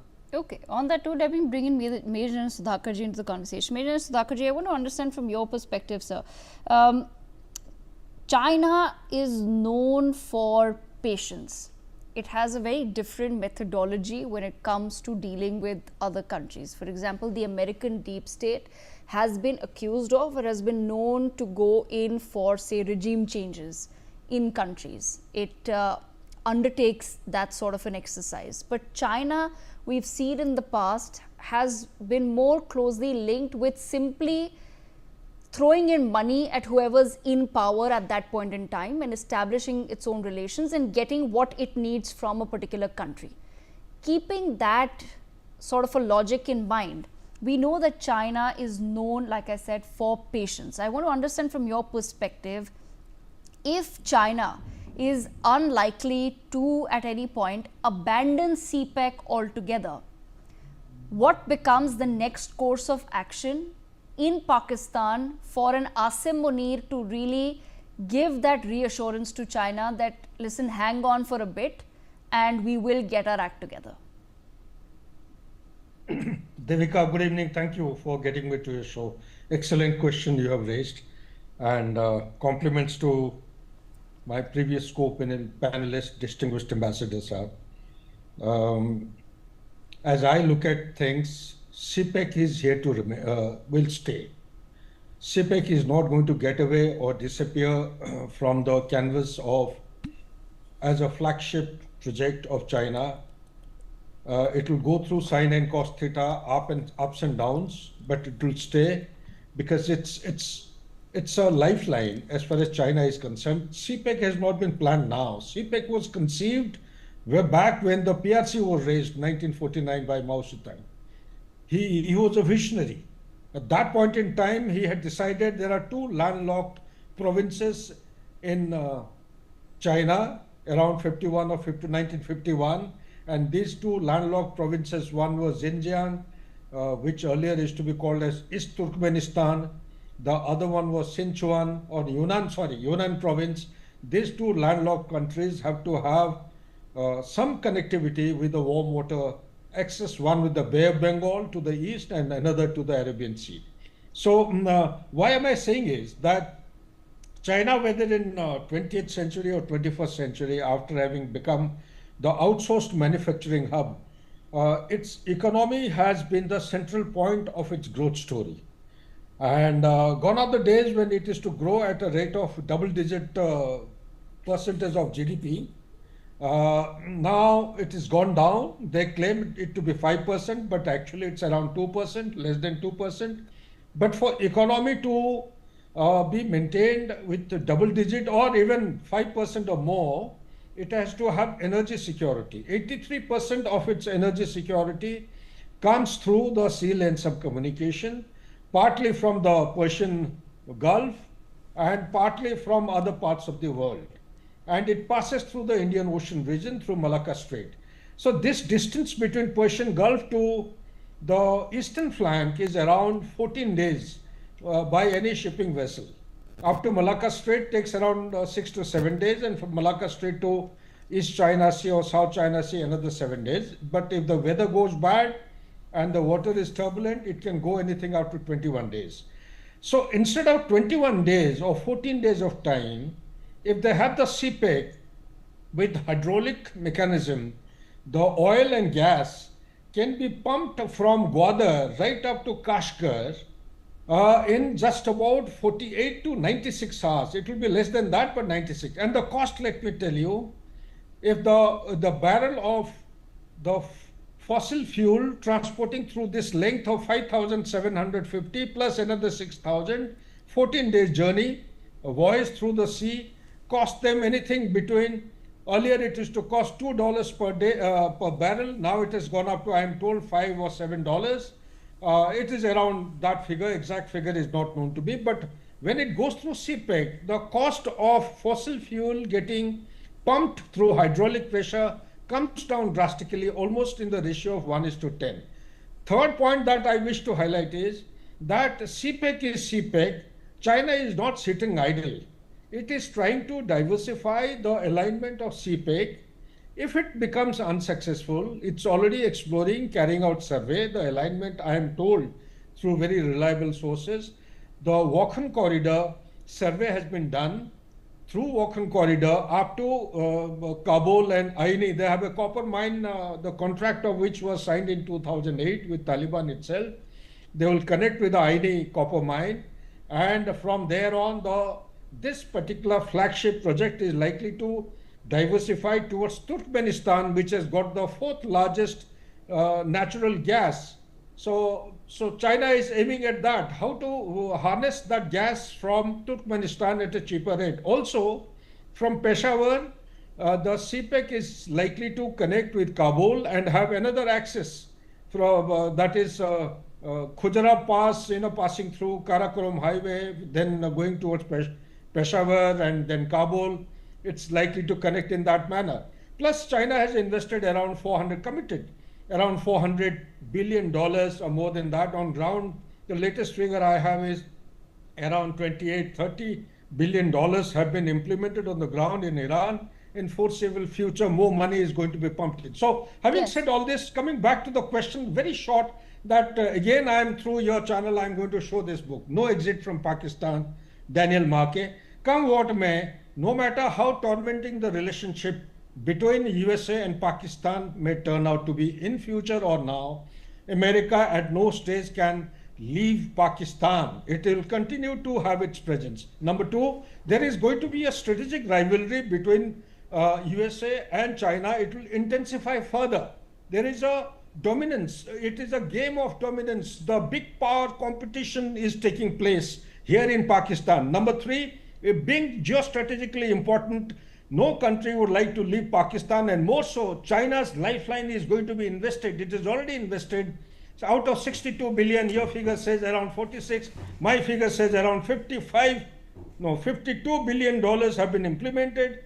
And the biggest point is that it has put Pakistan into a spiral of debt servicing. As on today, they have to return around $32 billion to China by end of the year. So these kind of cyclic kind of debt which China is going to make Munir accountable, responsible, because the civil dispensation in Pakistan has become totally zilch, non-effective, and hence is rendered absolutely useless. Therefore, he has got very high stakes. He has to deliver. If he doesn't deliver, does it mean that China is going to junk him? No. China has to do that mutton jump, which we are taught in the army, and try to extract the best pound of flesh from Munir. Come what may. Death of Chinese will take place, but CPEC will not be surrendered as per my understanding and conviction. Back to you. Sumit Peer, unlikely that CPEC will be abandoned. There are many factors that point towards that scenario being completely out of the question. Then I want to understand from your assessment, what becomes the future of Asim Munir if he is not able to deliver political stability and financial security in Pakistan? Megha, thank you for having me on your show, Devika ji. Look, Pakistan is a very complex paradigm where things are changing much at a faster rate. What they were last year, because things have become very complex over there. For failed Field Marshal Asim Munir, he has to deliver. Look, anybody is worth the salt in Pakistani military and politics as long as they are delivering, either for Americans, for Russians, for Chinese, for somebody you have to deliver. If you are not able to deliver for them, you know what happened to Ziaul Haq. You know how many times Musharraf got attacked. Nobody is indispensable in Pakistan. If failed Field Marshal Munir thinks that he is, he's a Hafiz Quran and he's above everything, he's immortal, that is not. Somebody will end up, replacing him with a better promise, with a better bargain, with a better deal. Pakistan was and will be perpetually kept in liquid oxygen because liquid will not let you live and oxygen will not let you die. That is what the Americans, Chinese and everybody want. Because Pakistan, you have the cheapest jihadis available in the whole world. What are Chinese thinking of getting private military contractors? This Asim Munir is the world's biggest private military contractor. He's not a general, he's a private military contractor. Anybody can hire him and his army if you have the right set of money. The challenge here is that Chinese are losing face, the Chinese are losing money, the Chinese have lost face because when we whacked them in Operation Sindoor, their weapons have been highly discredited. Look the kind of exercise which Taiwan is doing. That is really showing their might to the China. Americans are today much less scared of China what they were maybe before Operation Sindoor. This China and the China military and the China arsenal getting exposed. And this is the man who got it all messed up. So what they have called him, they have come and pulled him up. Remember around a month and a half back, he did a seminar in Quetta where he called a couple of Americans and a couple of foreigners. He said there's $15 trillion of wealth under Pakistan. Come extract that and we will make sure you're protected. And what does Majid Brigade do? What does BLA do? BLA, within Majid Brigade, there's a fraction or a group which specifically hunts Chinese. They hunt Chinese contractors and Chinese nationals. Now recently there was this Operation Bomb by BLF. In BLF, they dismantled all the heavy machinery which was deployed on CPEC. They have thrashed all the contractors and they have clearly warned them, let it be China or anybody else, if you enter Balochistan, you have to come on a one-way ticket. And they have been able to hold Balochistan for 72 hours. Munir could not do anything. Now the Chinese are frustrated, you took our money, you have got hundreds and billions of dollars. When it comes to delivering, you come and give us a sad story, look, my 20 people got killed, how can I protect you? I can't protect you money because mere paas paisa nahi aaya. I can't do anything because what the hell are you doing? I mean, you can wear this uniform and all. You can keep on losing all the 5 wars you have fought. You can keep on promoting your some field marshal or something else. But at the end of the day, where is the return on my investment? You have embarrassed you have not only siphoned my money, you have given a bad name to me, my administration, my government, and people are seeing that China is weak and weak. That is why they have formally extended this BRI through Afghanistan. Earlier, there was no need to go through Afghanistan. When they go through Afghanistan, it's basically building a redundancy within China, within Pakistan. And Devika ji, there's one thing for sure. Either you can have trucks going on with goods, goods and whatever, or you can have Kalashnikovs going on and IEDs getting blasted. So Chinese have to realize, with Baloch and BLF and BLA there, and the Balochis which have clearly said will not let you do anything, they cannot have the CPEC which they dreamed of. It might be there, it might be a defunct road, you might know a truck starts, will it reach or something, you don't know what is going to happen. And Pakistani army has proved, let it be KPK or let it be Balochistan, BLA, BLF, TTP can strike as and when and where they want. There is nothing Munir can do. Recently, a couple of days back, his 19 men got killed, a major got killed, and every day 5-8 of his men get killed. So Chinese realize this man is good for nothing. You can have those fake stars on your uniform. You can get some golden Chinese star on your uniform and keep on wearing that. Yeah, ceremonially you might be some field marshal and all, but when you come up for your military deliveries as a military man, you have failed on all the fronts. So how long can you keep on putting money on a lame duck? Langde gode pe kab tak paise lagaoge? So somewhere down the line you have to start, buddy, deliver, otherwise, hang your boots. We'll find options this way or that way. Okay, Dr. Prachi Agarwal, I'll leave the last word with you, because the interesting question then here becomes is, what does hang your boots mean for an Asim Munir, mean for the current establishment in Pakistan? Because like I've said, China does not have a history of, say, encouraging regime changes per se. China has a history of throwing money at countries, making sure that they come under some sort of a debt trap, and then being with whatever establishment is currently there. We've seen that happen also in Myanmar. That was China's policy for Myanmar as well. So I want to understand from your perspective, I leave the last word with you. What does hanging your boots mean as far as China's involvement in bringing political stability and financial security to Pakistan will be concerned? Will China change its policy? Thank you, Devika. As far as I view it, if I view it from Munir's perspective, what I see is that when he went to China, he did not go there to put forth Pakistan's interest. He actually went there to put forth his own personal interest, to tell the Chinese leadership as well as the world leadership that he has emerged as he's the new face of Pakistani leadership, and he is the most important man of Pakistan.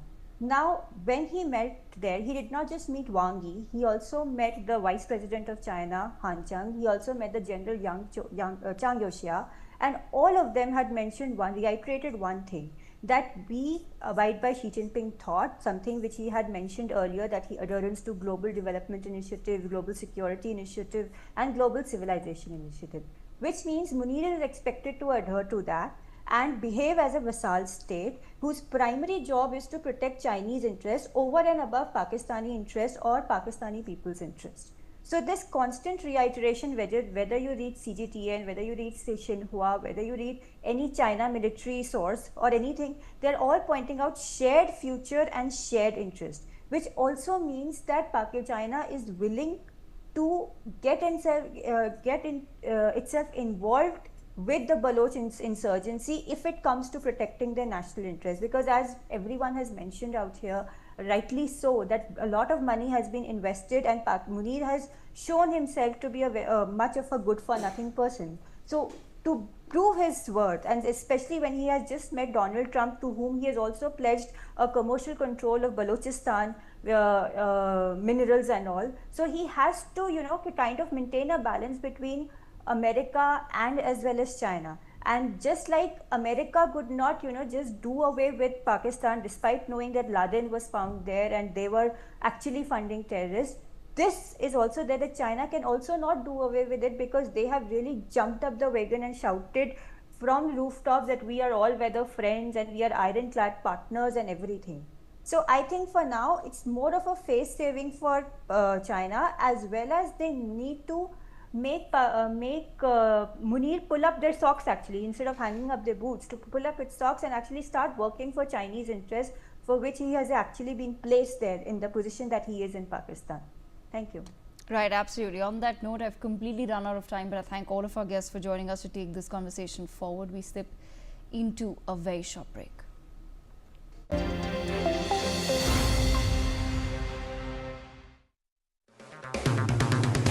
अगर आप बनना चाहते हैं anchor, या फिर आप में है जुनून एक तेज तर्रार न्यूज रिपोर्टर बनने का, तो आप ज्वाइन करें ITV और इंडिया न्यूज NewsX का media school.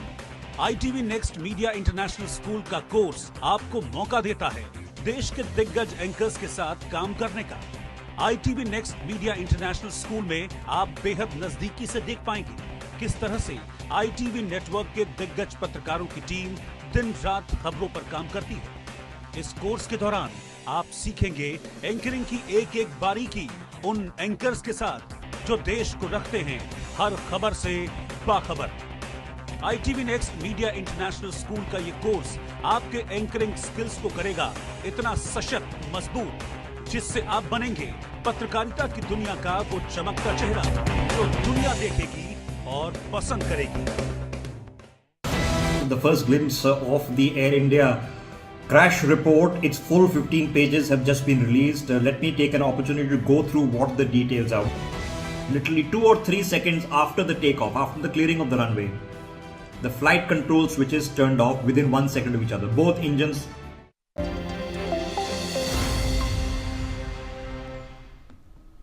Hello and welcome. You're watching NewsX with me, Devika Devan. In a major success during the ongoing anti-Maoist operation of the central government, 66 Maoists, including 49 carrying a cumulative bounty worth Rs 2.27 crores, have surrendered in the Basta region of Chhattisgarh.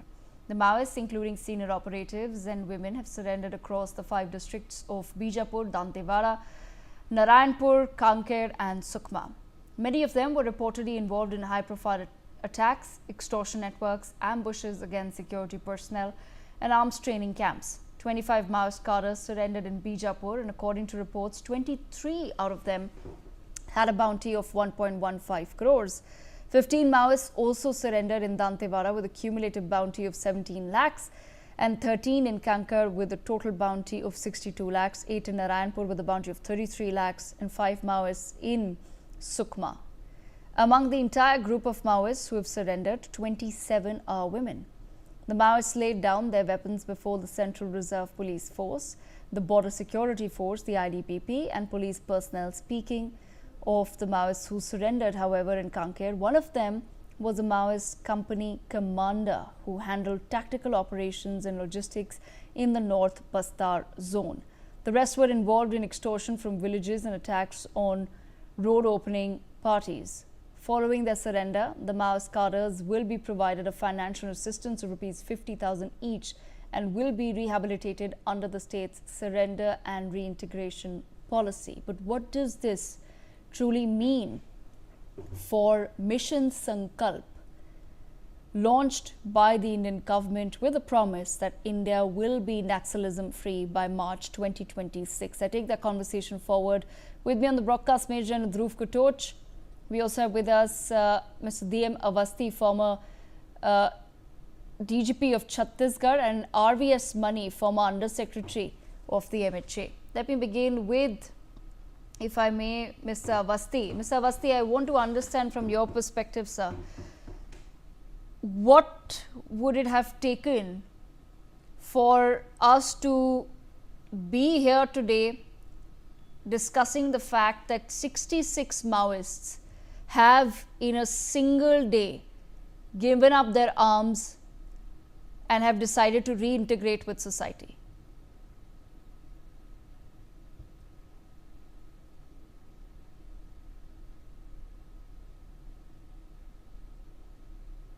Mr. Avasthi, we're not able to hear you. If you can connect. Are you hearing me now? Yes, please go ahead. Last 1.5 years, we had massive operations in Chhattisgarh, and it has given a tremendous demoralization to the cadre, and this is why we can say almost more than 1,500 Maoists have surrendered in last 1 year or say so. And this event, like Maoists surrendering 65 Maoists in one day, is like a big success, I can say, for the security forces. This is due to tremendous pressure of security forces in the inside area, and the quality also. Not only the quantity, but the quality is also important. And we are seeing many cadres are just leaving the arms and coming to the mainstream. And this is the success of not only Naxal eradication program, but also the government's policy to rehabilitate the Naxal. I think this is the main reason of all this. Okay, but Mr. Avasthi, for our viewers who may not understand the intricacies involved in such operations, I just want you to help us understand a little bit better. When we talk about the government wanting to reintegrate Maoists into society, what does that truly entail? The Maoists are not coming from outside. This is our internal security problem.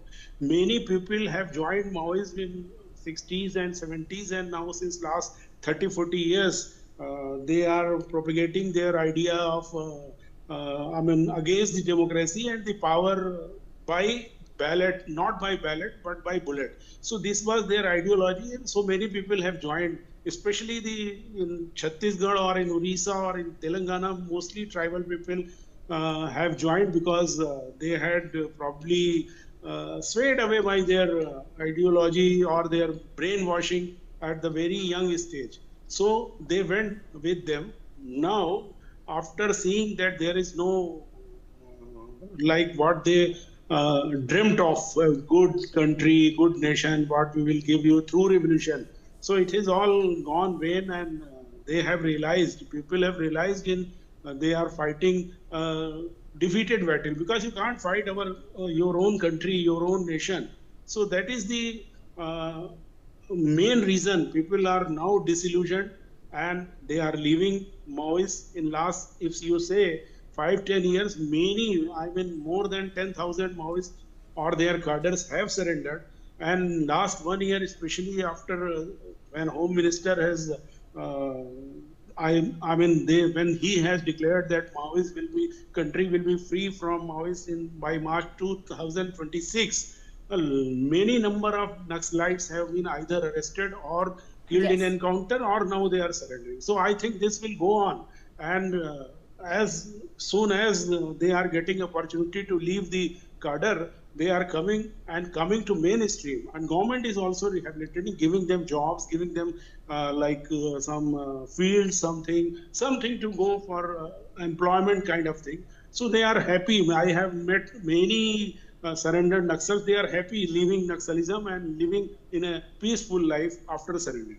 Okay, then that brings us to the next main question, and I want to take that forward with Mr. RVS Mani. Mr. Mani, I want to understand from you, sir, what in your assessment has then changed in, say, the past decade for us to have come to this day today where the Home Minister can comfortably stand and say that we are going to try by March of next year to make sure that India is Naxalism free? Because I don't want to go back into the history of the 70s and the 80s. I'm not even talking about that century. Let's not go back into that and question the governments then. But if we were to talk about simply this century, we had 25 years to take decisions, to take a call. I want to understand from you, sir, what's changed in the last 10 years or the last decade, basis what Mr. Awasthi, former DGP of Chhattisgarh, has told us, that he has seen a shift himself in the past decade of many Naxals wanting to surrender. Thank you, Devina. Thank you very much. Good evening. I would take it like this. Mr. Awasthi, my respected previous speaker, had beautifully put out the template. See, the template has enlarged. Earlier, it was seen as a security solution to a security challenge.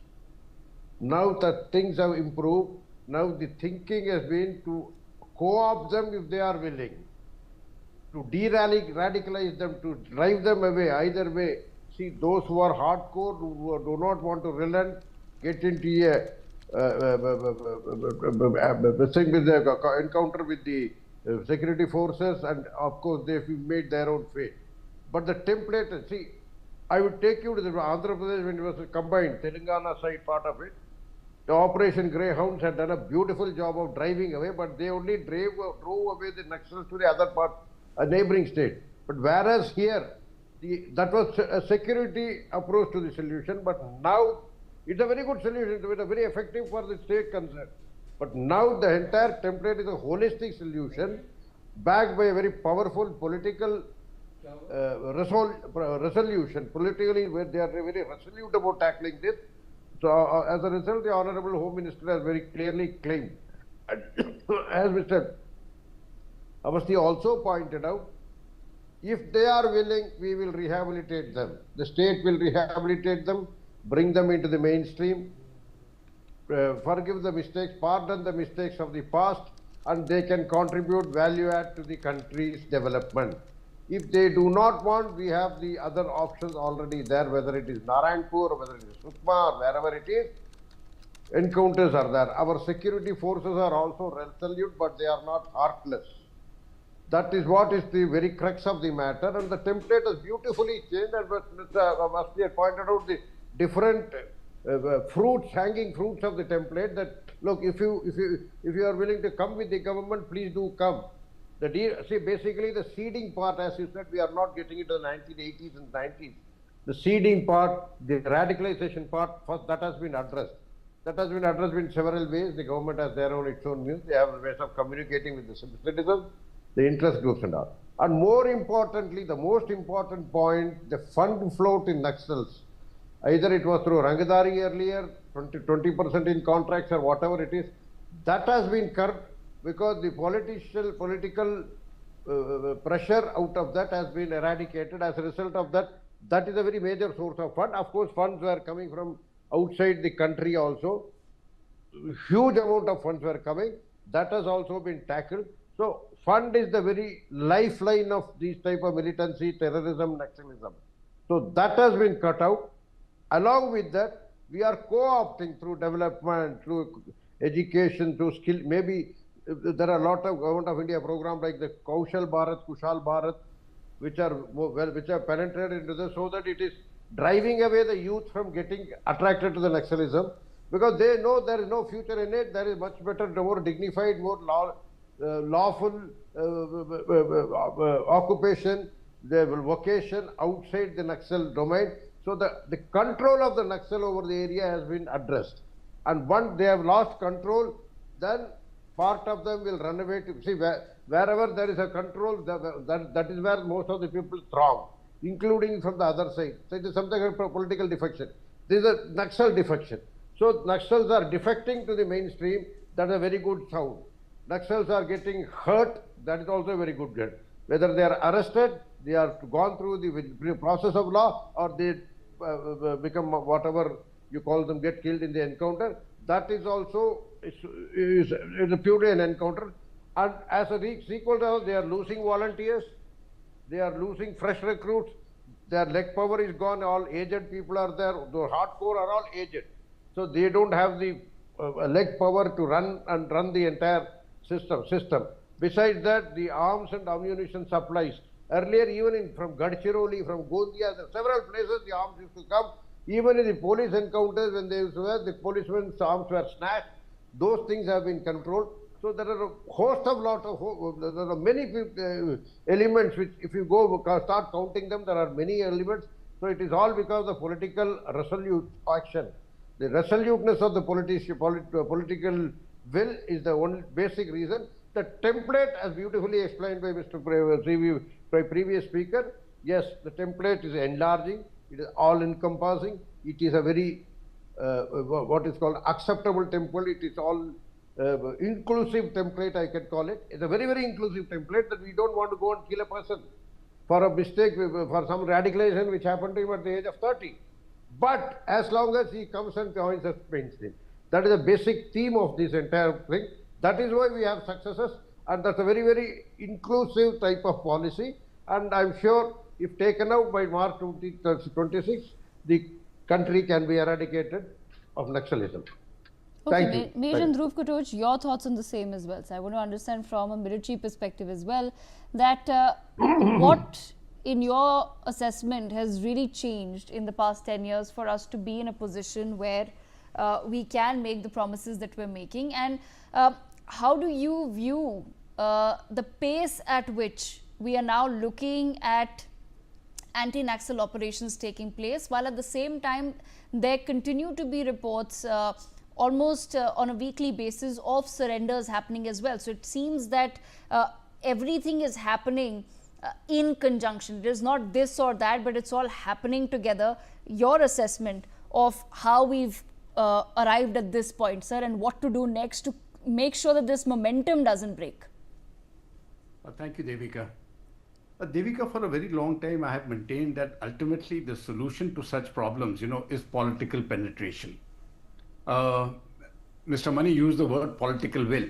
It's the same thing, really. You see, once you penetrate into an area politically, now that means you need reach.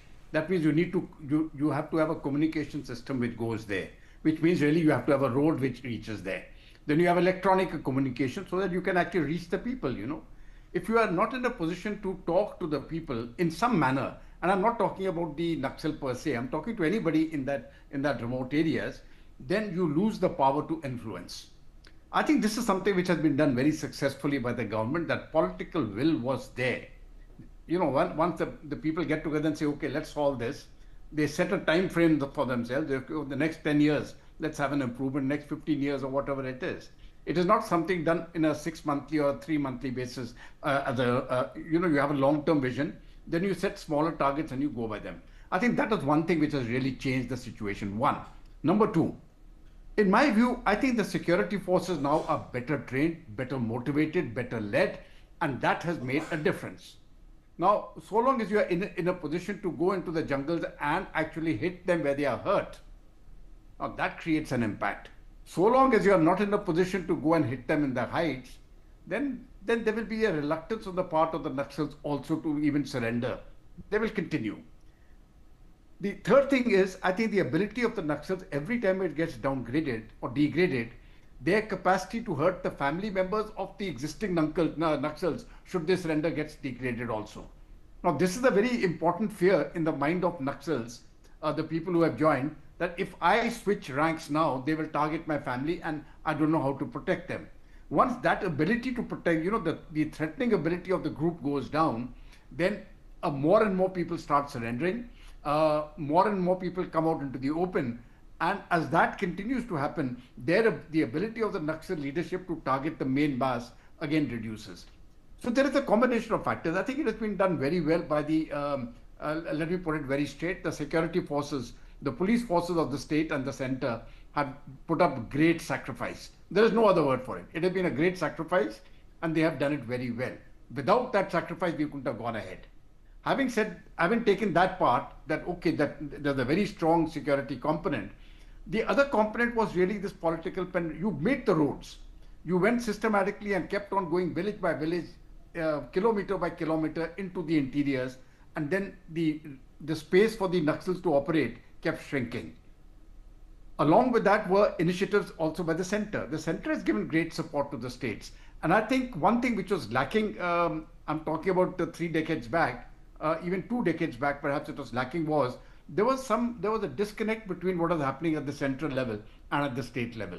I think that is history now. The state forces and the center and the state police forces and the central forces, they've got excellent rapport and excellent cooperation. Either if you look at Chhattisgarh, Jharkhand or wherever, because the problem used to be that if the Naxals shifted from one state to the other, then there was a coordination gap.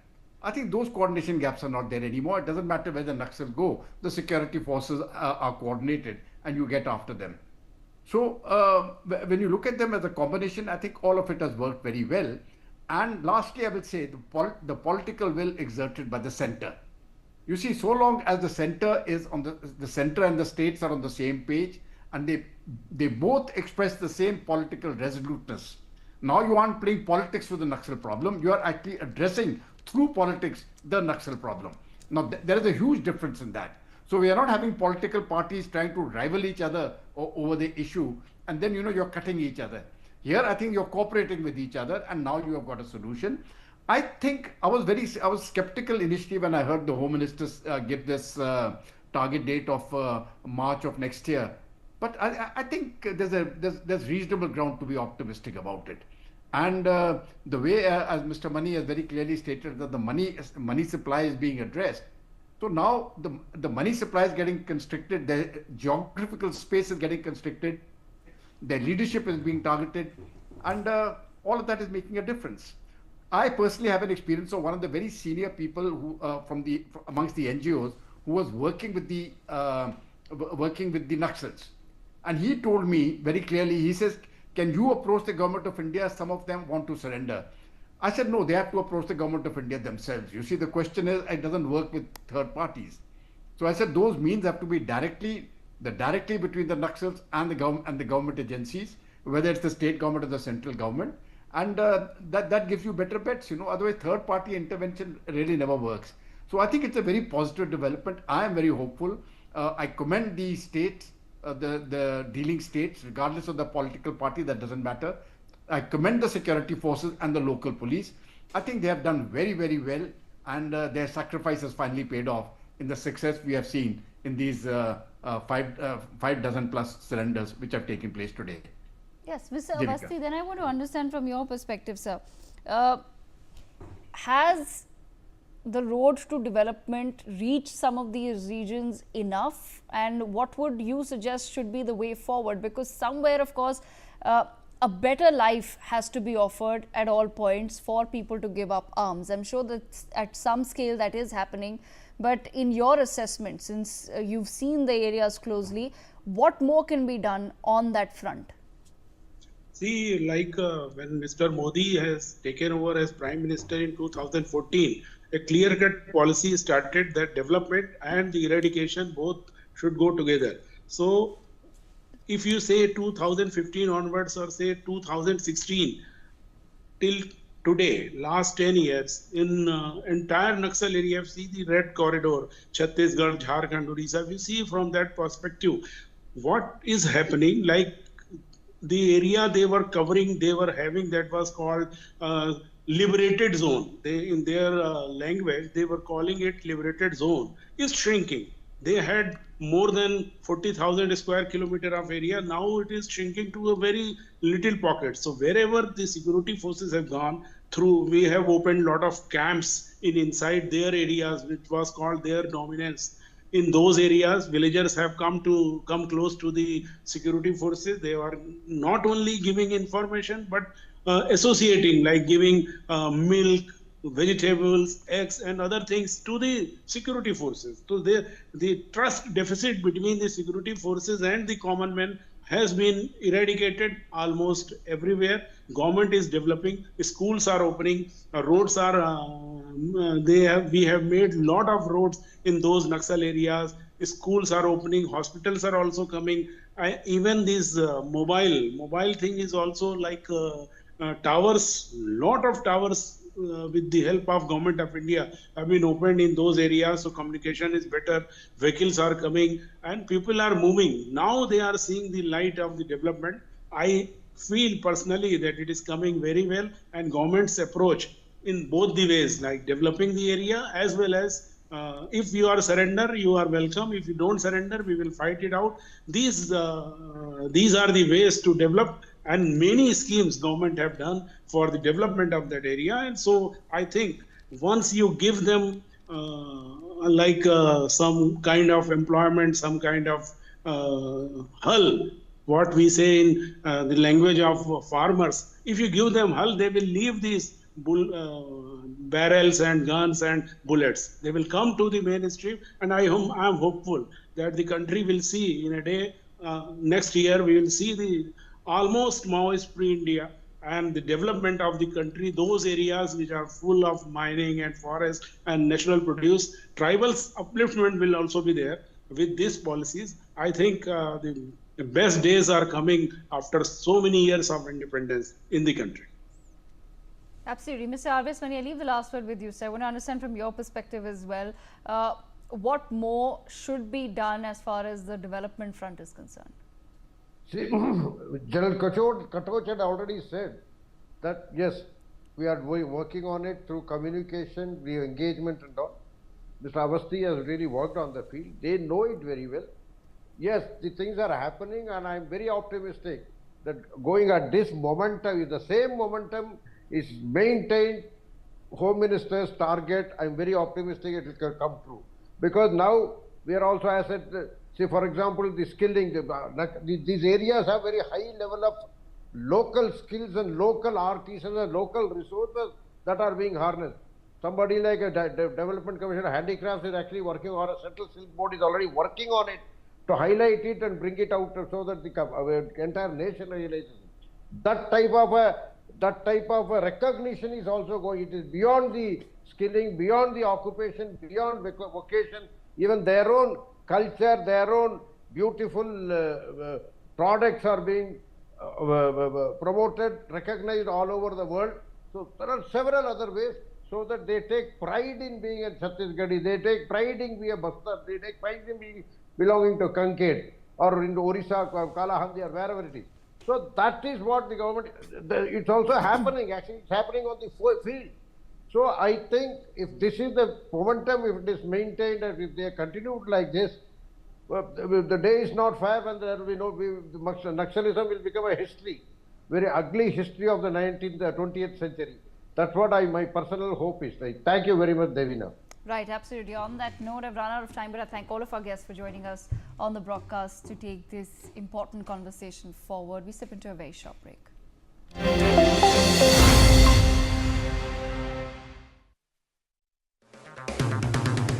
अगर आप बनना चाहते हैं anchor या फिर आप में है जुनून एक तेज तर्रार न्यूज रिपोर्टर बनने का, तो आप ज्वाइन करें ITV और इंडिया NewsX का media school. ITV next media international school का कोर्स आपको मौका देता है देश के दिग्गज एंकर्स के साथ काम करने का। ITV next media international school में आप बेहद नजदीकी से देख पाएंगे किस तरह से ITV नेटवर्क के दिग्गज पत्रकारों की टीम दिन रात खबरों पर काम करती है। इस कोर्स के दौरान आप सीखेंगे एंकरिंग की एक एक बारीकी उन एंकर्स के साथ जो देश को रखते हैं हर खबर से बाखबर। ITV next media international school का ये कोर्स आपके एंकरिंग स्किल्स को करेगा इतना सशक्त, मजबूत, जिससे आप बनेंगे पत्रकारिता की दुनिया का वो चमकता चेहरा जो दुनिया देखेगी और पसंद करेगी। दम आलू कैसे बना? और दाल तड़का भी और मशरूम मसाला भी। बिना MDH मसालों के टेस्टी खाना कैसे बनेगा? MDH दम आलू, दाल तड़का और मशरूम मसाला। MDH से खाना हर बार मजेदार। मस्त है। सरस उड़ी बाबा। MDH सदा आपको नए स्वाद देने के लिए प्रतिबद्ध है। MDH।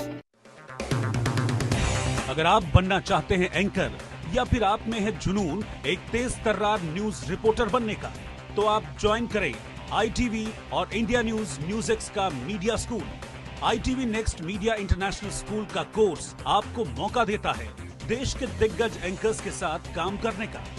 ITV next media international school में आप बेहद नजदीकी से देख पाएंगे किस तरह से ITV नेटवर्क के दिग्गज पत्रकारों की टीम दिन रात खबरों पर काम करती है। इस कोर्स के दौरान आप सीखेंगे एंकरिंग की एक एक बारीकी उन एंकर्स के साथ जो देश को रखते हैं हर खबर से बाखबर।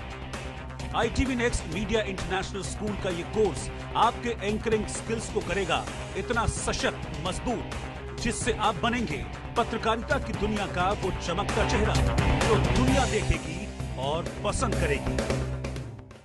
स्माइल। ना, गलत समझ रहे हैं आप। ये ज़ीब्रा नहीं है। Excuse me? जब कोई पॉलिसी बाजार से बिना कंपेयर किए शोरूम से महंगा कार इंश्योरेंस लेके 30,000 रुपए तक गवा बैठे, तो उसको ज़ीब्रा नहीं, गधा कहते हैं। जब जब भूख सताए MDH याद आए, सेहत और न्यूट्रिशन मिले, बॉडी क्या स्ट्रॉन्ग बने, थोड़ा खा के पेट भरे, डाइजेशन को ना दे धोखा। MDH सोयाबीन का चोखा। MDH सोयाबीन बढ़िया नगेट्स, सोया चूरा और सोया चाप। MDH सोयाबीन असली प्रोटीन। MDH। अगर आप बनना चाहते हैं एंकर या फिर आप में है जुनून एक तेज तर्रार न्यूज रिपोर्टर बनने का, तो आप ज्वाइन करें ITV और इंडिया NewsX का media school. ITV next media international school का कोर्स आपको मौका देता है देश के दिग्गज एंकर्स के साथ काम करने का। ITV next media international school में आप बेहद नजदीकी से देख पाएंगे किस तरह से ITV नेटवर्क के दिग्गज पत्रकारों की टीम दिन रात खबरों पर काम करती है। इस कोर्स के दौरान आप सीखेंगे एंकरिंग की एक एक बारीकी उन एंकर्स के साथ जो देश को रखते हैं हर खबर से बाखबर। ITV next media international school का ये कोर्स आपके एंकरिंग स्किल्स को करेगा इतना सशक्त, मजबूत, जिससे आप बनेंगे पत्रकारिता की दुनिया का वो चमकता चेहरा जो दुनिया देखेगी और पसंद करेगी। मम्मी, भूख लगी। ये 1 मिनट में नहीं 4 मिनट में आएगा। थोड़ा वक्त लगेगा पर सेहत को पाएगा। MDH सूजी वर्मिसेली पर सबका दिल आएगा। MDH सूजी वर्मिसेली, सेहत भी स्वाद भी। अगर आप बनना चाहते हैं एंकर या फिर आप में है जुनून एक तेज तर्रार न्यूज रिपोर्टर बनने का, तो आप ज्वाइन करें ITV और इंडिया NewsX का media school. ITV next media international school का कोर्स आपको मौका देता है देश के दिग्गज एंकर्स के साथ काम करने का। ITV next media international school में आप बेहद नजदीकी से देख पाएंगे किस तरह से ITV नेटवर्क के दिग्गज पत्रकारों की टीम दिन रात खबरों पर काम करती है। इस कोर्स के दौरान आप सीखेंगे एंकरिंग की एक एक बारीकी उन एंकर्स के साथ जो देश को रखते हैं हर खबर से बाखबर।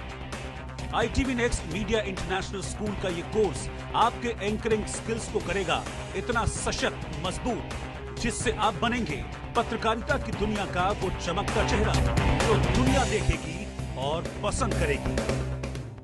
Car insurance done. पॉलिसी बाजार से कराया? नहीं। तो तू ज़ीब्रा नहीं हो सकता। कार नई हो या पुरानी, पॉलिसी बाजार पे कंपेयर करके खरीदो और 30,000 तक बचाओ। इसलिए तू ज़ीब्रा तो नहीं है, तू है गधा। Kind of.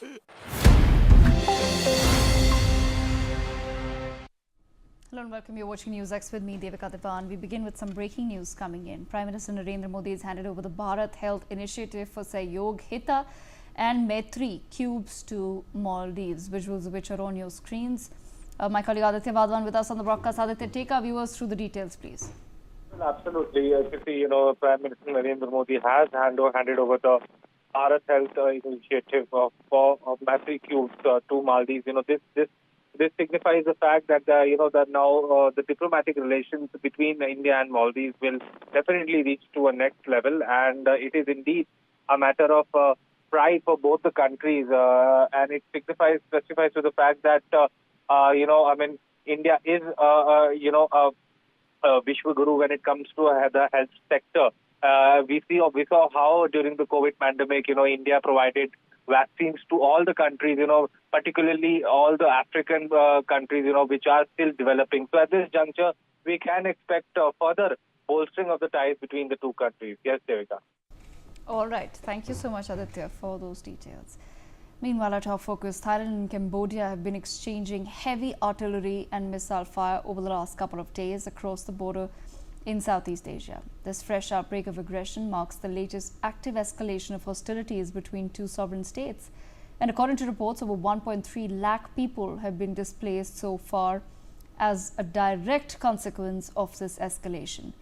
In its latest attacks on Cambodia, Thailand has launched airstrikes, leaving at least 15 people dead.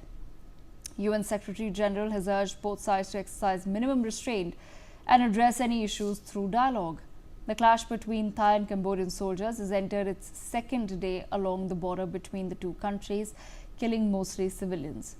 Cambodian Prime Minister Hun Manet has said that he backed a proposal by Malaysian counterpart and ASEAN chair for a ceasefire, but Thailand withdrew its initial support for the plan. Hundreds of Cambodians have reportedly taken shelter on the grounds of a Buddhist tower, trying to flee the border areas. The long-running dispute escalated on Thursday, viewers, with Thailand launching airstrikes on Cambodian military targets and accusing Cambodia of firing rockets and other arsenal. I take this conversation forward with more developments. I have with me on the broadcast Mr. David Whitehouse, journalist, Ninat Seth, foreign affairs expert, Mej and Gigi Dwivedi with us as well, and I have with me Mr. Bhaswati Mukherjee and Professor Madhav Nalapat, editorial director of the Sunday Guardian. Let me begin this conversation with Ambassador Mukherjee. Ambassador Mukherjee, several talks, ma'am, as well as expectations of mediation are currently being declined. In your assessment, when exactly can we expect the current escalation to settle down? Well, Devika, the Cambodians and the Thais have a difficult relationship. One of them is the dispute over what is called the Priya Vihar temple, which is a UNESCO World Heritage Site, and which has two entrances. One from the Thai side, one from the Cambodian side, and which the Thais claim as their own territory. They have a disputed boundary. But in this particular case, the Thais have escalated the conflict by using fighter jets, etc. This is the first time that I am aware of, and I used to follow this Thai-Cambodian dispute when I was ambassador to UNESCO. When the Priya Vihar dispute started, the international community and neighboring countries were always able to persuade both sides to back off after a couple of days of hostilities, which were never escalated to the level of using air force, because naturally Thailand has a much superior air force, for that matter, much superior defense forces to the Cambodians. But the neighborhood usually has always supported Cambodia as a smaller country, which has gone through very difficult times, civil war, etc. And even for the dispute on Priya Vihar, the international sympathies have always been with Cambodia rather than with Thailand. This time we have to watch and wait and see how the hostilities can be brought down. Usually in the past, the Indians used to be roped in as well as the Chinese. This was interesting. This was some years ago. Both countries, both China and India, were able to play a very useful role in calming down the sensitivities on both sides.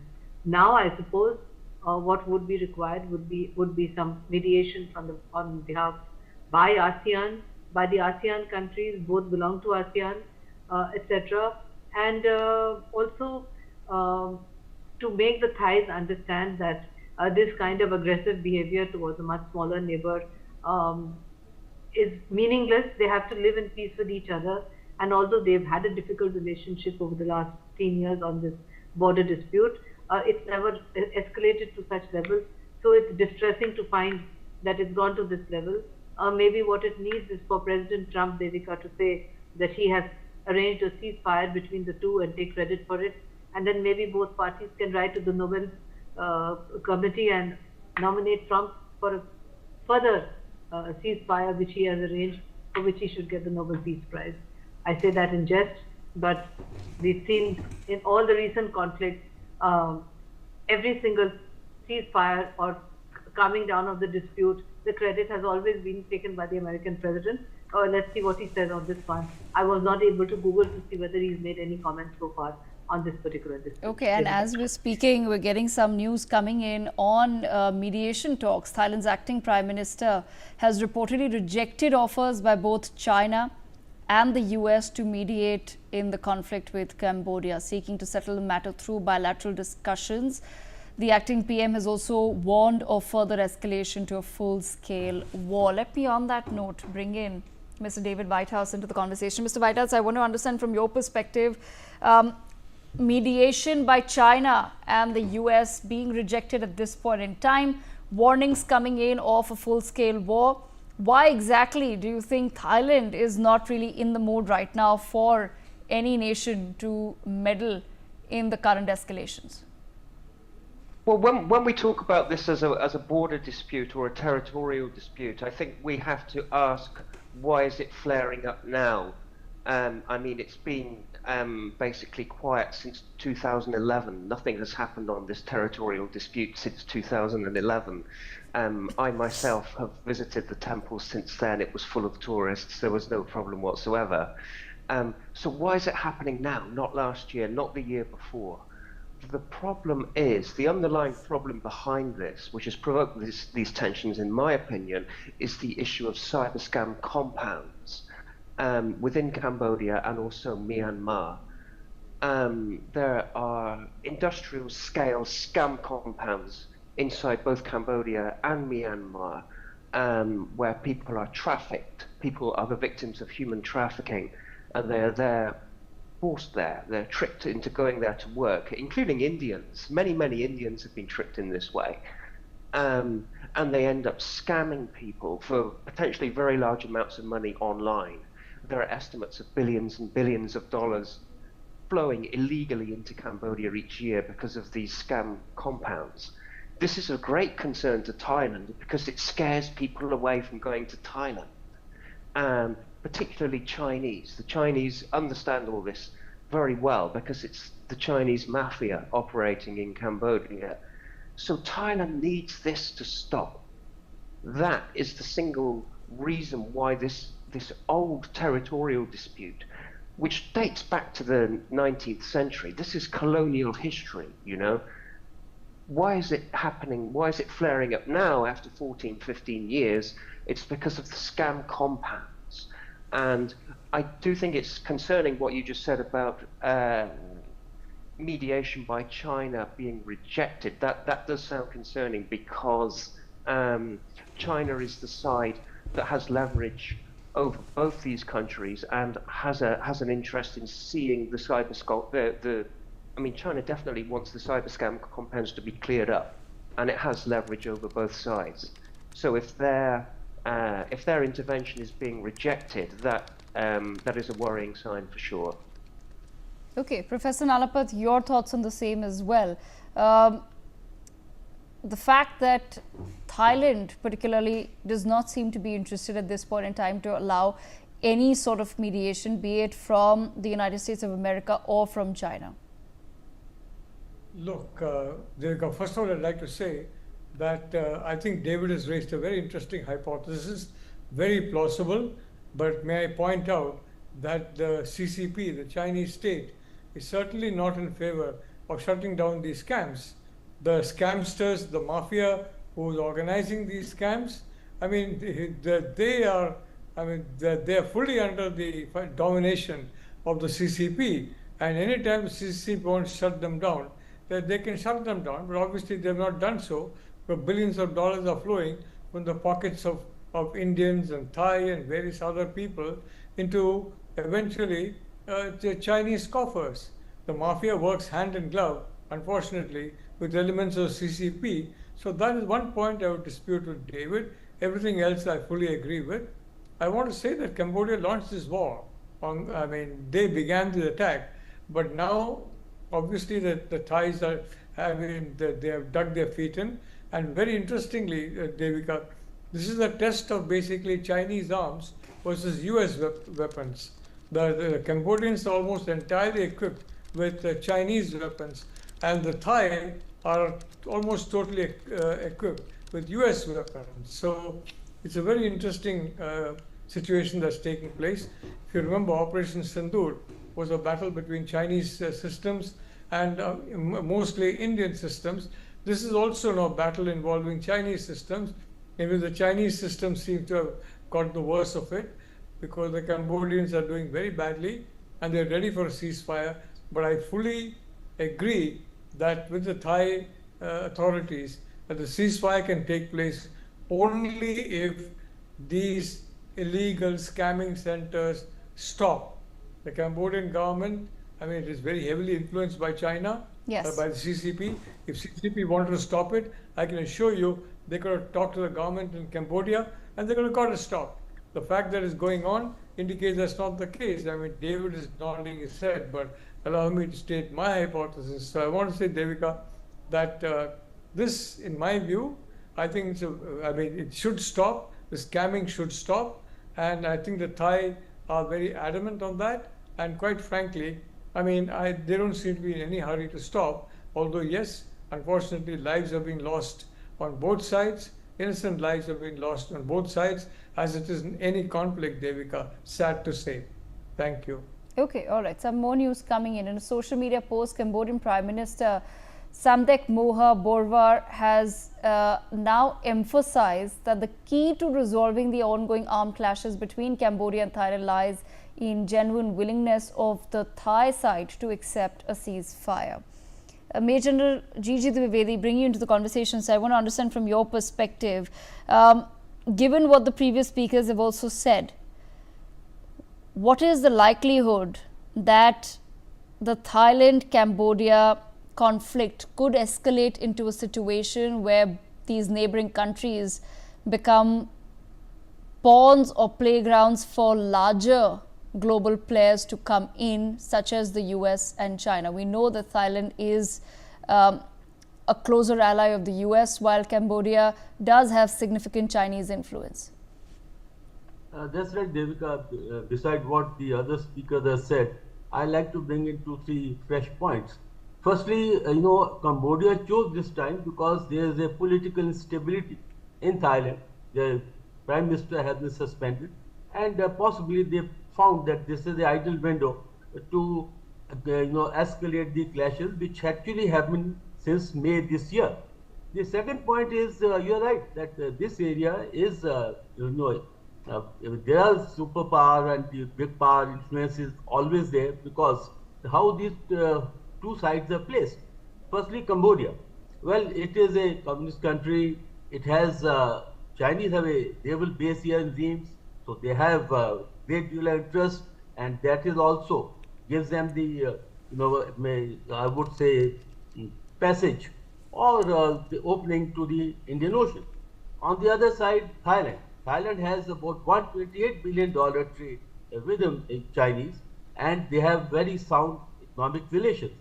Now, where does this whole, I would say, the balance plays out? The Americans do have influence in Thailand, but the Americans at this time are not actually able to influence the situation here. It is the Chinese, and it is the Chinese interest that these two sides don't escalate. But another very important point is the military asymmetry. As far as Thailand is concerned, it is far more powerful than the Cambodians, and its defense budget also almost 4 times. So therefore, the Thais at this time would like to take a military advantage so that when negotiations take place, they have upper hand in that negotiation on the negotiation table. As far as Cambodians are concerned, they actually miscalculated that being turmoil or the political instability in Thailand, there is the ideal opportunity. In fact, the trigger was that one of the Cambodian soldiers stepped on a mine, and that's where it escalated in May. So I feel that this situation may not escalate because both are ASEAN countries, so ASEAN itself has a stake, Chinese also have a stake. So I think in time to come, this will get diffused, but nonetheless, the problem is going to stay because the problem is almost colonial problem for last 120 years. They have lived with it, but point is that at this time, this may not escalate, but the problem is not going to go away, and the superpower interest is going to play out how the further situation pans out here.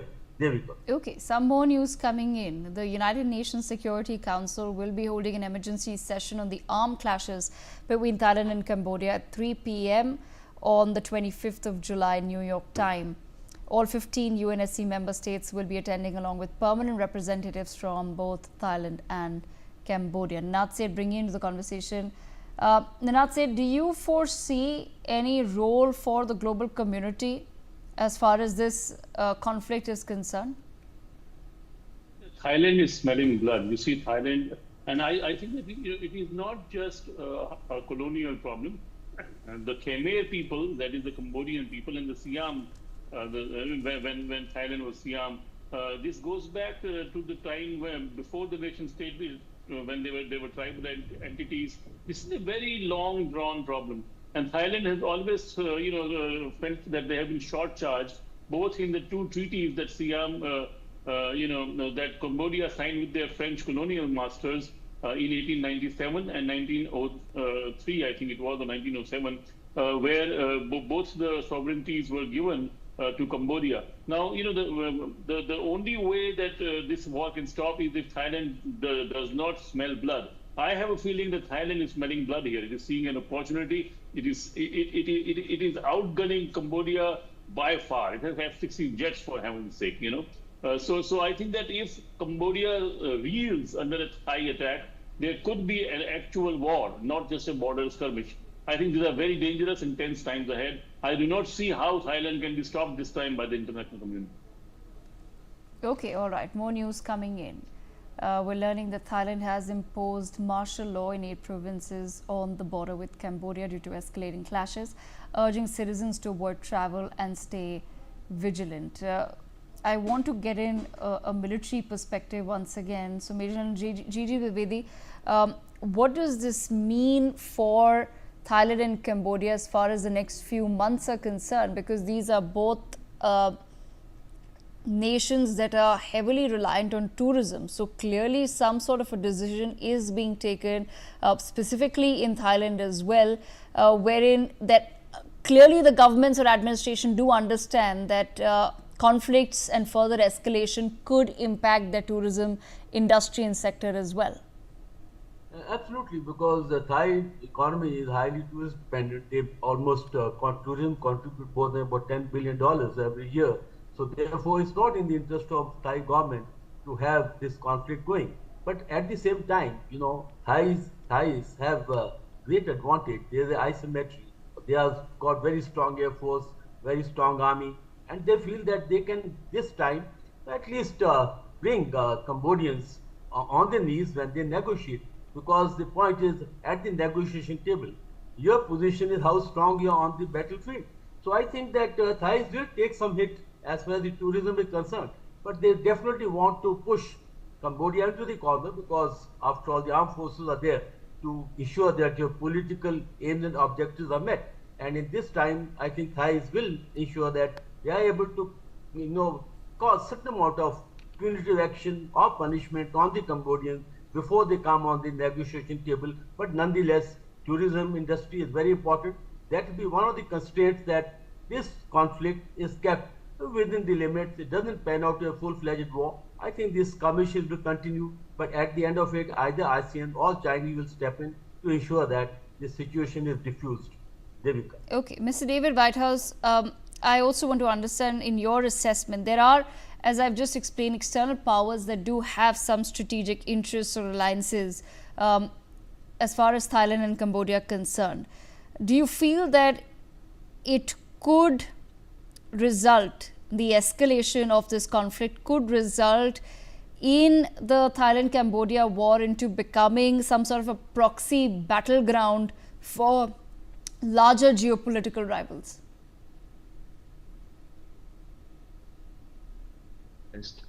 I doubt it, to be honest. I mean, my point about China is that, I mean, China has a close relationship with Cambodia, as we've said. However, that relationship is more complicated than a major power, China, and a much weaker power in Cambodia, because China has the military base at Rebuke in Cambodia. So personally, I believe it's absolutely in China's interests for the cyber scam compounds in Cambodia to be closed down. They are generally cautious on insisting on that too much because they need the military base. The military base is extremely important for China's overall strategic military ambitions in the region. So over the years, there's tended to be quite a bit of tolerance for the illegal with their base with no questions asked. Now, that makes it hard for Cambodia to get these compounds cleaned up. But given that Thailand is clearly to think it's going to be hard for Cambodia to protect the illegal criminals that have been operating in its territory in the way that it has been doing, frankly, for a number of years. Okay, all right. Ambassador Basudhi Mukherjee, bringing you back to the conversation, ma'am. Do you foresee India to be playing a particular role as far as this conflict is concerned? We are not in the habit of offering mediation when it's not been asked for by either side. If there was any request, we would certainly be happy to help to mediate. In this ASEAN, that is Malaysia, has offered mediation, and I would suspect that the Malaysia, because it would be a mediator acceptable to both Cambodia and to Thailand, given the common this is a colonial conflict, as David has pointed out very correctly. It's a colonial conflict based on who had no idea of the kind of problems they are leaving behind for future generations, and so that the Thais have been dying to get their hands on the Priyavihar temple and to cut off Cambodian access and tourism. The Priyavihar temple, which was built based on principle of love, they would use this opportunity, I think, to cut off Cambodian access to the temples they had done it. Okay, all right. Unfortunately, we're having some technical issues. My apologies to the guests. But I thank everyone nonetheless for joining us to take that conversation forward. We're having to step into a very quick break.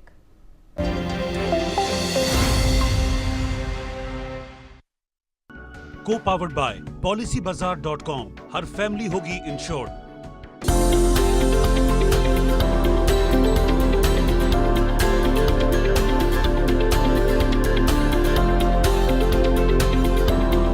In the heart of India's growth engine, Gujarat, a quiet revolution is transforming aspirations into achievements. Millions of dreams once constrained by lack of capital, are now taking flight, powered by a visionary initiative, the Pradhan Mantri Mudra Yojana. Launched in 2015, PM Mudra Yojana is a cornerstone of financial inclusion. It's about funding the unfunded, providing collateral-free loans to micro and small enterprises. Since its inception, the PM Mudra Yojana has disbursed over Rs 25.47 lakh crore across more than 44.46 crore loans nationwide. And Gujarat has been a shining example of this success. In Gujarat alone, as of November 2024, over 1.95 crore loan accounts have been opened under the scheme, with a remarkable Rs 19,607 crore sanctioned in 2023-24, marking a 74% increase in loan allocation over 4 years. Loans are categorized into Shishu for up to 50,000 rupees, Kishore for up to 5 lakh rupees and Tarun for up to 10 lakh rupees, ensuring tailored support for every scale of ambition. મારું નામ પહેરાદ માળી છે. PM મુદ્રા loan યોજના માટે loan માટે જેથી સહાય મળી છે એ અમારી ધંધા રોજગાર સારું ચાલે છે, આવું વિકાસ સારો થાય, ધંધો રોજગાર સારો ચાલે એ માટે નિવેદન છે કે સરકારથી આ યોજનાનો લાભ મળે. મારું નામ વિશાલ પટેલ છે. અમે પીએમ મુદ્રા યોજના માટે આવેદન કર્યું હતું જેની સહાય મળી છે અને અત્યારે અમારો ધંધો સારો ચાલે છે અને લોકોને હું નિવેદન કરું છું કે સરકાર આવી યોજનાનો લાભ બધા લોકો લે એવી મારું નિવેદન છે. मेरा नाम शिव कुमार कुशवाहा है. हमने सरकार से पीएम मुद्रा के लिए आवेदन किया था जिसकी हमको सहाय मिला और अभी हमारा धंधा अच्छी तरह से चल रहा है. सरकार के हम अभी आभारी हैं. मेरा नाम नीलेश टंकरिया है. मैं टेलरिंग का बिजनेस करता हूँ. सरकार की पीएम मुद्रा योजना से काफ़ी लोगों को फ़ायदा हुआ है. मैंने भी आवेदन किया था और मुझे भी सहाय मिली है. अब मैं अच्छा खासा इस धंधे में कमा रहा हूँ और दूसरे लोगों को भी इस पीएम मुद्रा योजना का लाभ मिले उसका निवेदन करता हूँ. મારું નામ નિકુલ છે. હું રહું છું લવારપુર ગામમાં. મારું ખાતું એસબીઆઈમાં છે. મને જાણકારી મળી હતી કે એસબીઆઈ બેંકમાં મુદ્રા લોન મળશે, તો પછી મેં એપ્લાય કર્યું. મને 10-15 દિવસમાં લોન મળી ગઈ. પછી મેં રિક્ષા લીધી છે. અત્યારે મારે સારું છે. ઠાકોર જસવંત કુમાર અમરાજી, ગામ લવારપુર, તાલુકો જિલ્લો ગાંધીનગર. મુદ્રા લોન એસબીઆઈ બેંકમાંથી મળેલી છે, લવારપુર શાખા. પીએમ મુદ્રાની લોન મળેલી છે. રોજગાર ધંધો ઊભો કરી શકો એ લોન મળેલી છે અને મળી શકે, લોકોને મળી શકે. The Pradhan Mantri Mudra Yojana is more than just a financial scheme. It's a testament to the government's commitment to empowering every Indian.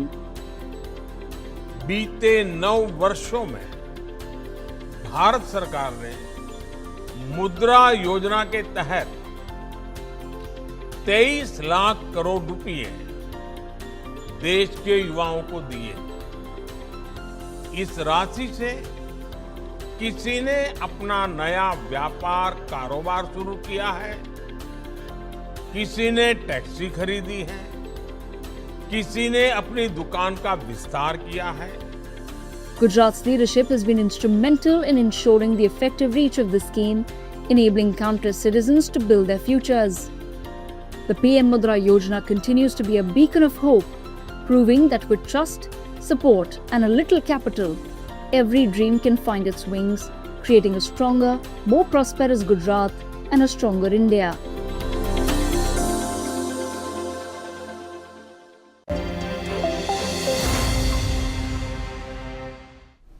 Hello and welcome. You're watching NewsX with me, Devika Devan.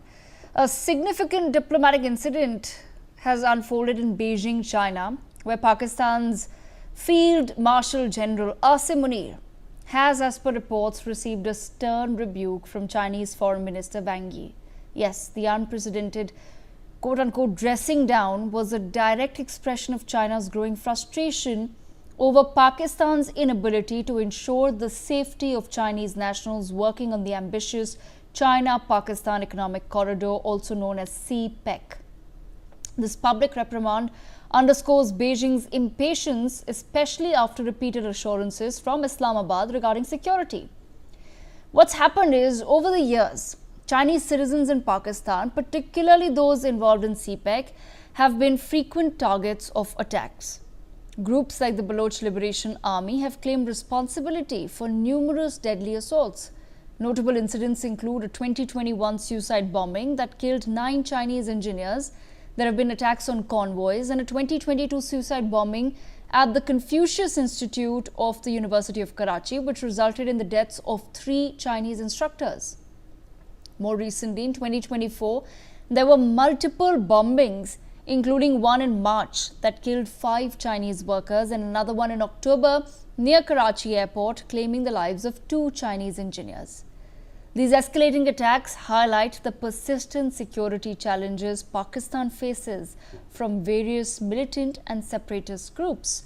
But these security risks have also caused significant concern in Beijing. China has expressed its dissatisfaction with the security loopholes and has even hinted at deploying private security firms if Pakistan cannot guarantee safety. These attacks not only disrupt project timelines and operations, but also erode trust, of course, compelling China to reassess its investment and the overall security environment in Pakistan. The message from Beijing to Islamabad is clear: without a safe and sound environment, the full potential of a distant dream of CPEC remains constrained. But why is CPEC important? Well, CPEC is a cornerstone of China's Belt and Road Initiative. It provides China with a direct overland route to the Arabian Sea, bypassing the Strait of Malacca and enhancing its energy security by diversifying trade routes. CPEC would also strengthen China's geopolitical influence in South Asia and beyond, connecting its western regions to the global economy and fostering deeper strategic ties. China has committed a substantial amount to CPEC projects in Pakistan, with initial estimates ranging from $46 billion to $62 billion, and some sources mention up to $65 billion worth of projects. As of July 2023, Beijing stated that CPEC had attracted $25.4 billion in direct investment over 10 years. By December 2024, approximately 43 projects worth $24.7 billion had been completed, with an additional 8 projects valued at $759.6 million currently ongoing. That's a substantial amount of money, because the truth is, many of these projects are facing significant delays. They're being stalled or are moving at a much slower pace than China had anticipated or had dreamed of. And these challenges are clearly being attributed to Pakistan's political instability, to its own financial crisis, and persistent security concerns. For example, there's a crucial mainline ML1 railway upgrade project valued at $8.2 billion, which has not even started construction as of early 2023, despite funding being secured for it. There are several of the proposed special economic zones which are pending. Only 4 are currently under construction and 5 are yet to be launched. The Pakistan-China Friendship Hospital in Gwadar and the Suki Kinari Hydro project has also been stalled. And worst of all, overall job creation targets under CPEC have also fallen short of initial promises.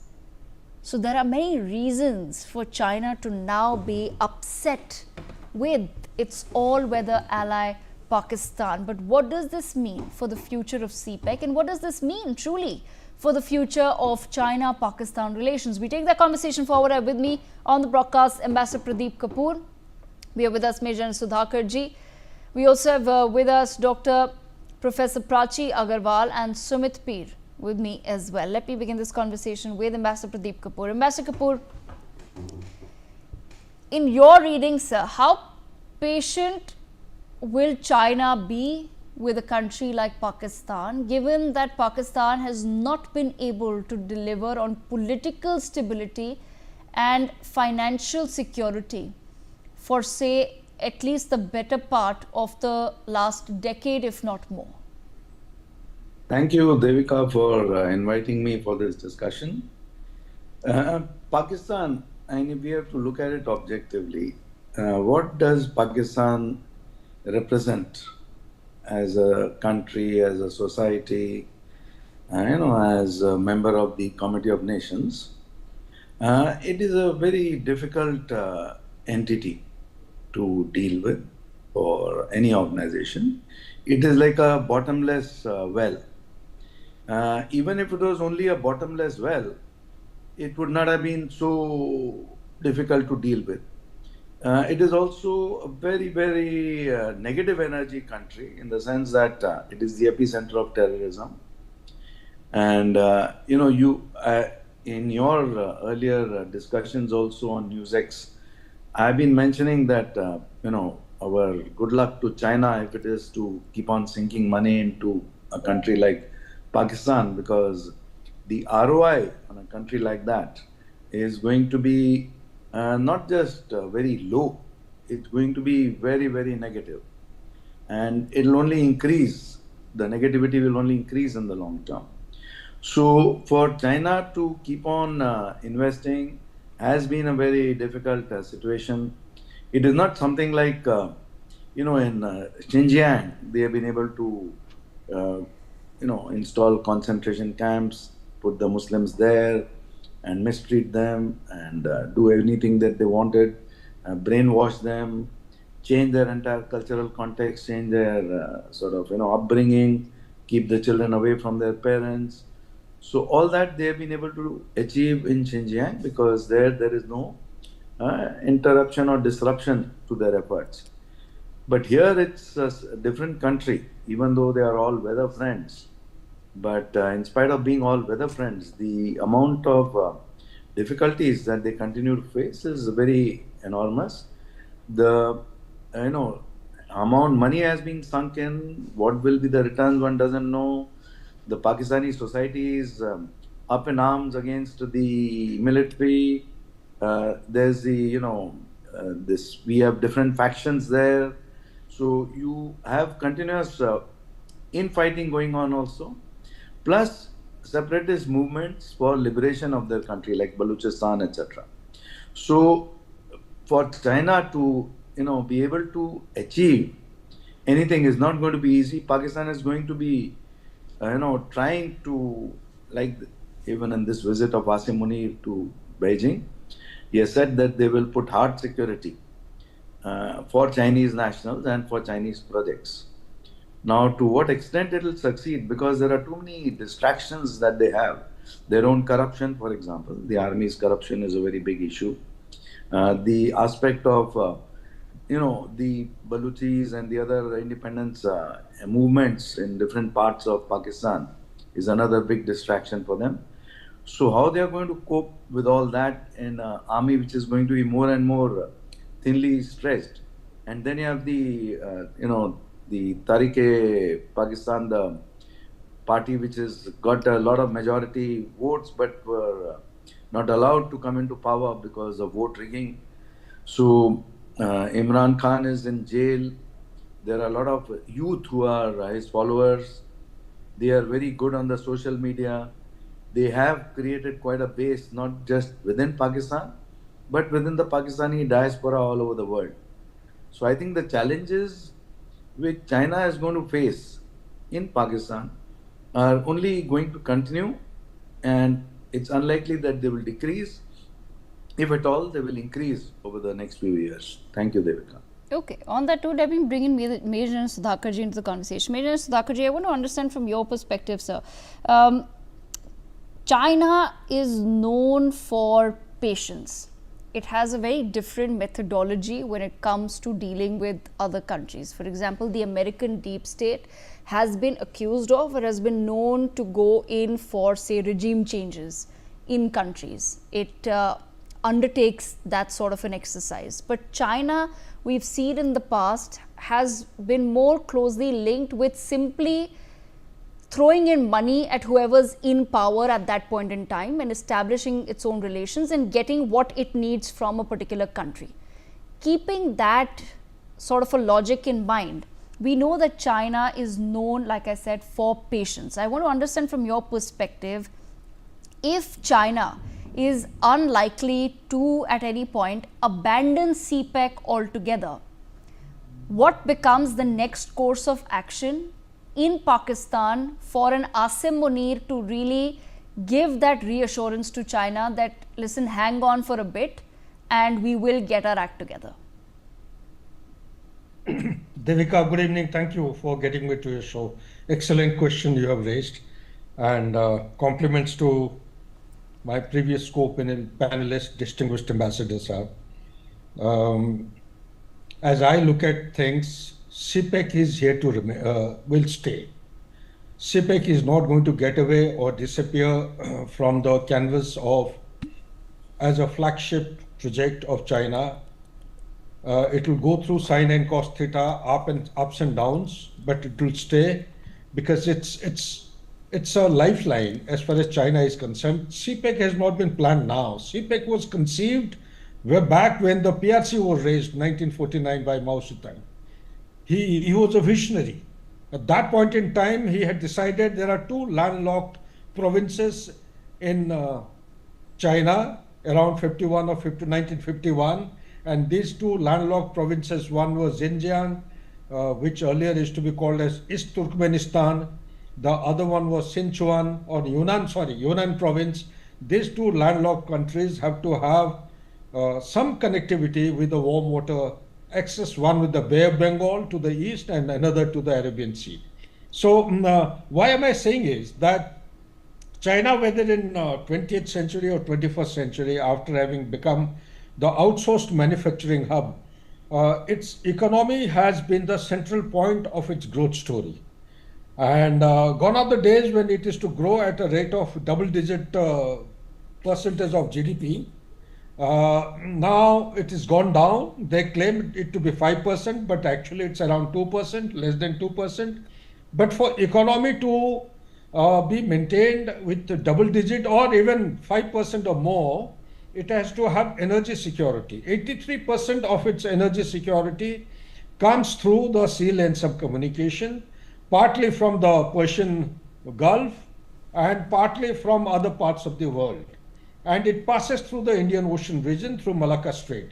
So this distance between Persian Gulf to the eastern flank is around 14 days by any shipping vessel.